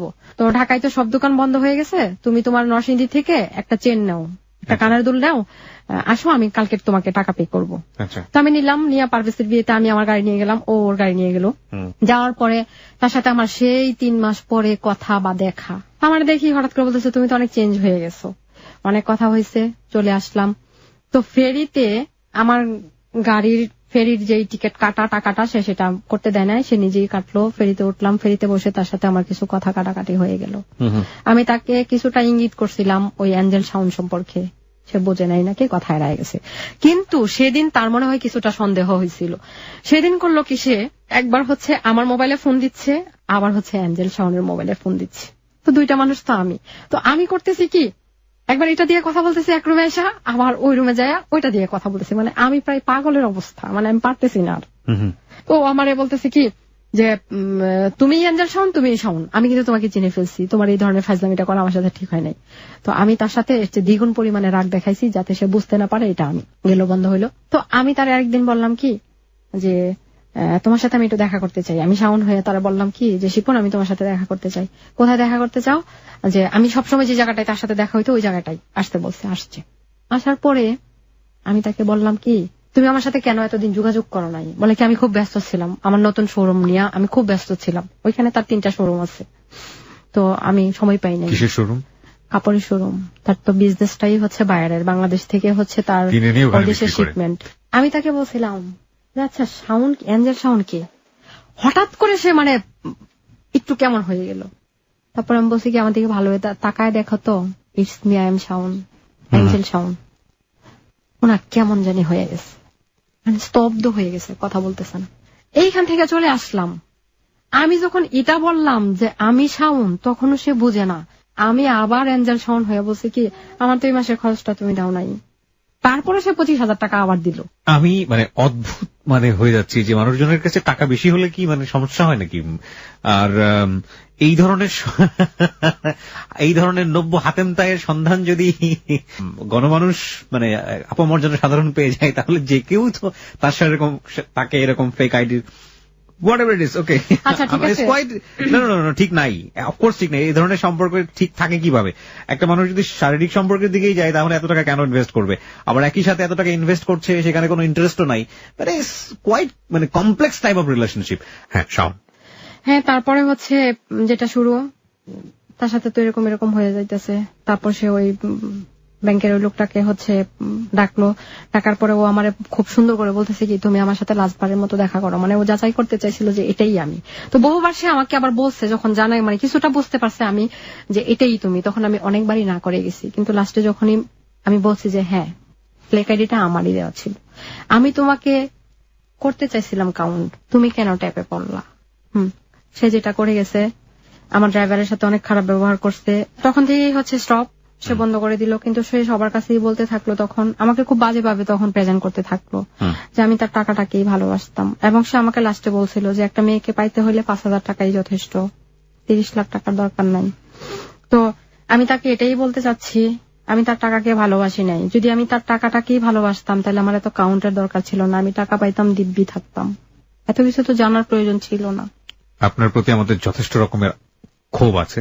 যারা তখন রেডিও শুনেছে তারা বিভিন্ন রকমের টেক্সট করেছে, প্রশ্ন করেছে। প্রথম প্রশ্নের উত্তর হচ্ছে আপনার ছোট ছেলেটা আপনার সাথে, হ্যাঁ, বড় ছেলেটা আপনার সাথে না কেন? আমি তো আসছে তো কোশ্চেন গুলি না, কিন্তু বড় ছেলেটা আপনার সাথে না কেন? বড় ছেলে তো আপনার সবচেয়ে বেশি দরকার, ডাক্তার আপনাকে। হ্যাঁ, বড় ছেলেটা আমার সাথে না, এই জন্যই আমি তো আপনাকে বলছি, তখন থেকেই তো ফ্যামিলি মেম্বাররা বলতো যে হয়তো তার বাবা মার কোনো পাপের ফল ছিল এটা। এবং আমি আমার বড় ছেলেটাকে দেখতে যাইতাম, দেখতে যাওয়ার পরে দেখা গেছে কি আমি যখন খাওয়াইতাম তখন আমার শাশুড়ি বলতো আরে ওর খাওয়ানোটা হচ্ছে না, তাহলে আপনি নিয়ে আসলেন না? ওরা আমাকে দিবে না। বড় ছেলেকে দেয়নি আপনার? না, আমার ছোট ছেলেকে দিয়ে দিল। ওদের একটাই কথা, আমি আমার ছেলেকে আমার মতো করতে পারবো না। এখানে আরো কথা আছে, আমার শ্বশুর সব সময় বলতো যে একটাকে তো মা খাইছি, মাইরাই ফেলাইছি, আর ছোটটা আছে এরাও বেশি দিন থাকবে না, ওটারও খাই ফেলবে। তো ছোটটাকে তো রেখে দেওয়ার কথা, তাহলে ছোটটাকে রাখলো না? ছোটটাকে রাখে নাই, বড়টা অসুস্থ, বড়টাকে ওরাই টেক কেয়ার বেশি করতে পারবে, হয়তো আমি করতে পারবো না, তাদের ধারণাটা ছিল ওই রকম। তো ওই ধারণায় যদি তারা পোষণ করে থাকে যে আপনি ছোটটাকেও নষ্ট করে ফেলবেন, তাহলে ছোটটাকেও তো রেখে দেওয়ার কথা না। ছোটটাকে তো আমি দেই নাই। তো আপনার যদি সেই শক্তি থেকে থাকে যে আপনি দিবেন না, তাহলে বড়টাকেও আপনার দেওয়া উচিত। আমি বড়টাকে কিভাবে আনবো? তাকে আনতে হলে 2-3 লোক লাগবে, আমি তো একা উঠায় নিয়ে আসতে পারবো না। ছোটটাকে সামহাও চুরি করে বা যেভাবে পারেন, না চুরি করে না, তাকে ধরে হাঁটায় নিয়ে আসছি। কিন্তু বড় ছেলেটাকে তো আমি একা আনতে পারবো না। বড় ছেলেটা আপনার কাছেই ছিল একটা সময়, মানে যখন আমি রাগ করে চলে আসছিলাম তখন আমার কাছে ছিল।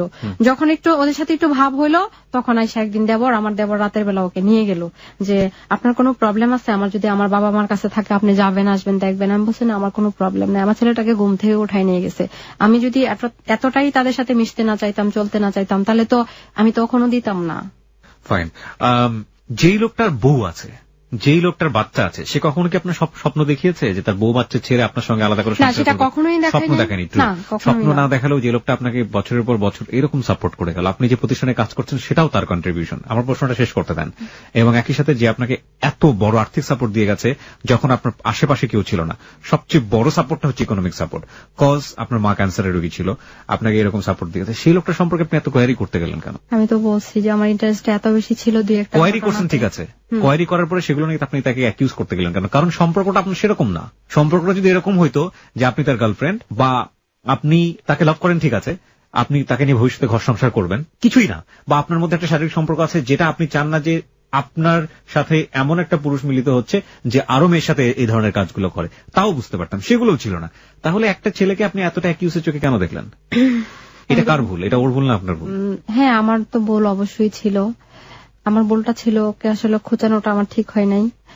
আর প্রথম ধরনের সম্পর্কে যাওয়াই ঠিক হয়নি, এটা হচ্ছে সম্পর্ক তো ঠিক হয় নাই। এবং আমি কেন গেছি সেটা, কেন গেছেন, পরিস্থিতির শিকার হয়েছেন, সেটা নয় আমরা সেই জায়গাটা থেকে, মার্সির জায়গা থেকে দেখতে পারবো।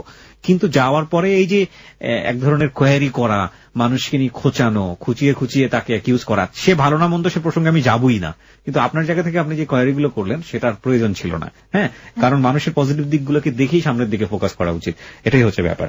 আর দ্বিতীয়ত যেটা হচ্ছে যে এই মানুষটা তো আপনাকে কোনো ধরনের কোনো ব্ল্যাকমেইলও করেনি, যদি আমি বলি ব্ল্যাকমেইল ইন হোয়াট সেন্স, কারণ আপনাকে একটা বিপদে ফেলে দিয়েছে, কোনো কিছু করে ও আমাকে ব্ল্যাকমেইল করে নাই, বরং আমি তাকে এটাই করছি যে মানে যখন এরকম রাগারাগি হইতেছে ও অনেক বাজে বিহেভ করছে, আমি অনেক বাজে বিহেভ করছি, অনেক কিছু হয়েছে। আপনি এই যে এই জিনিসগুলো নিয়ে একটা মেয়ের কাছে গেছেন, ঢাকা থেকে বের হয়ে বরিশাল টরিশাল চলে গেছে, বরিশাল না, সেটা হচ্ছে শফিপুর, যাই হোক না, গাজীপুরের শফিপুর। তারপরে আবার এই যে ওরা আত্মীয় স্বজন, সেখানেও জানাজানি হয়েছে, এত কিছুর তো প্রয়োজন ছিল না, মানে এগুলো এক্সট্রিম লেভেলের কাজ। এবং এই জায়গাগুলোতে একটু চিন্তা ভাবনা করা উচিত যে আমার আসলে সম্পর্কের এইমটা কি, আমার সম্পর্কের লক্ষ্যটা কি। সম্পর্কের লক্ষ্যের জায়গাটা যদি এখন পর্যন্ত ক্লিয়ার না থাকে তাহলে আমি এগুলো কেন করতে যাব, এটা আপনার চিন্তা করা উচিত ছিল আপনার জায়গাটা থেকে। তখন আমার খুব মাইন্ডে লাগতো। এবং তারপরও একটা সবচেয়ে বড় ভুলের জায়গা, আপনি স্টিল আপনি বিবাহিত, এবং আপনি যদি আপনার হাজবেন্ডকে ডিভোর্স দিয়ে দিতেন, আপনি ছেলেটাকে অনেক বেশি ফিল করেন, ঠিক আছে মানলাম, তাহলে আপনি আপনার হাজবেন্ডকে ডিভোর্স দেননি কেন? আমি আমার হাজবেন্ডকে ডিভোর্স দেই নাই, কারণ হচ্ছে আমার ছেলেটা আমাকে প্রায়ই কোশ্চেন করতো যে আমার বাবা কেন এখানে আসে না, আমার বাবা কি নরসিংদী রাস্তা ভুলে গেছে, তুমি বাবাকে ফোন দিয়ে জিজ্ঞেস করো। আমি এটা মনে করতাম হাজবেন্ডকে ডিভোর্স দিলে কি সে তার বাবার পরিচয় মুছে ফেলবে? মুছে ফেলবে না, কিন্তু আমি এটা চিন্তা করতাম সব সময় যে আসলে যাই করি না কেন সামাজিকতার বাইরে কিন্তু কেউ না, সমাজ বলে একটা কথা আছে। আর আমার 2 সন্তানের বাবা সে, আর ও যেহেতু ডিভোর্স দিতে চাচ্ছে না, ও ওইরকম দায়িত্ব খোঁজ খবর নাই নিল, কিন্তু ডিভোর্সের দরকার কি, থাকুক এভাবে যেটা যেভাবে আছে। আপনার ভবিষ্যৎ পরিকল্পনা কি? ভবিষ্যৎ পরিকল্পনা হচ্ছে আমার হাজবেন্ড যদি আসে, ভালো করে বসে কথা বলে, হ্যাঁ আমি হয়তো ভুলতে পারবো না এই জিনিসটা, কিন্তু তার প্রতি আমিও যেটুকু দায়িত্ব আছে সবটুকুতেই হচ্ছে পরিপূর্ণ থাকবো। আপনার বাবা আপনার সাথে এখনো আগের মতো সহজ না। আবার এখানে একটা কথা আছে, আমি কিন্তু ওই জবটা ছেড়ে দিচ্ছি যখন তার সাথে। কি করেছেন? ঠিক আছে, যখন তার সাথে ইয়ে হয়েছে হয়তো কোনো কারণে রাগ করে ছেড়ে দিয়েছেন বা কোনো সিচুয়েশনে পড়েছেন। আপনি আপনার বাবার কাছে এখনো প্রিয়জন নন। আপনার মা এত বড় একটা ক্যান্সারের রোগী, এবং আমি জানি না সে কিওর কিনা, এখন কিওর নাকি এখনো ট্রিটমেন্টের উপর চলতেছে, যতদিন জানি না ভবিষ্যৎ কি হবে। আপনার সন্তানের নিশ্চিত মৃত্যু, এবং এটা আপনি জানেন মা হিসেবে।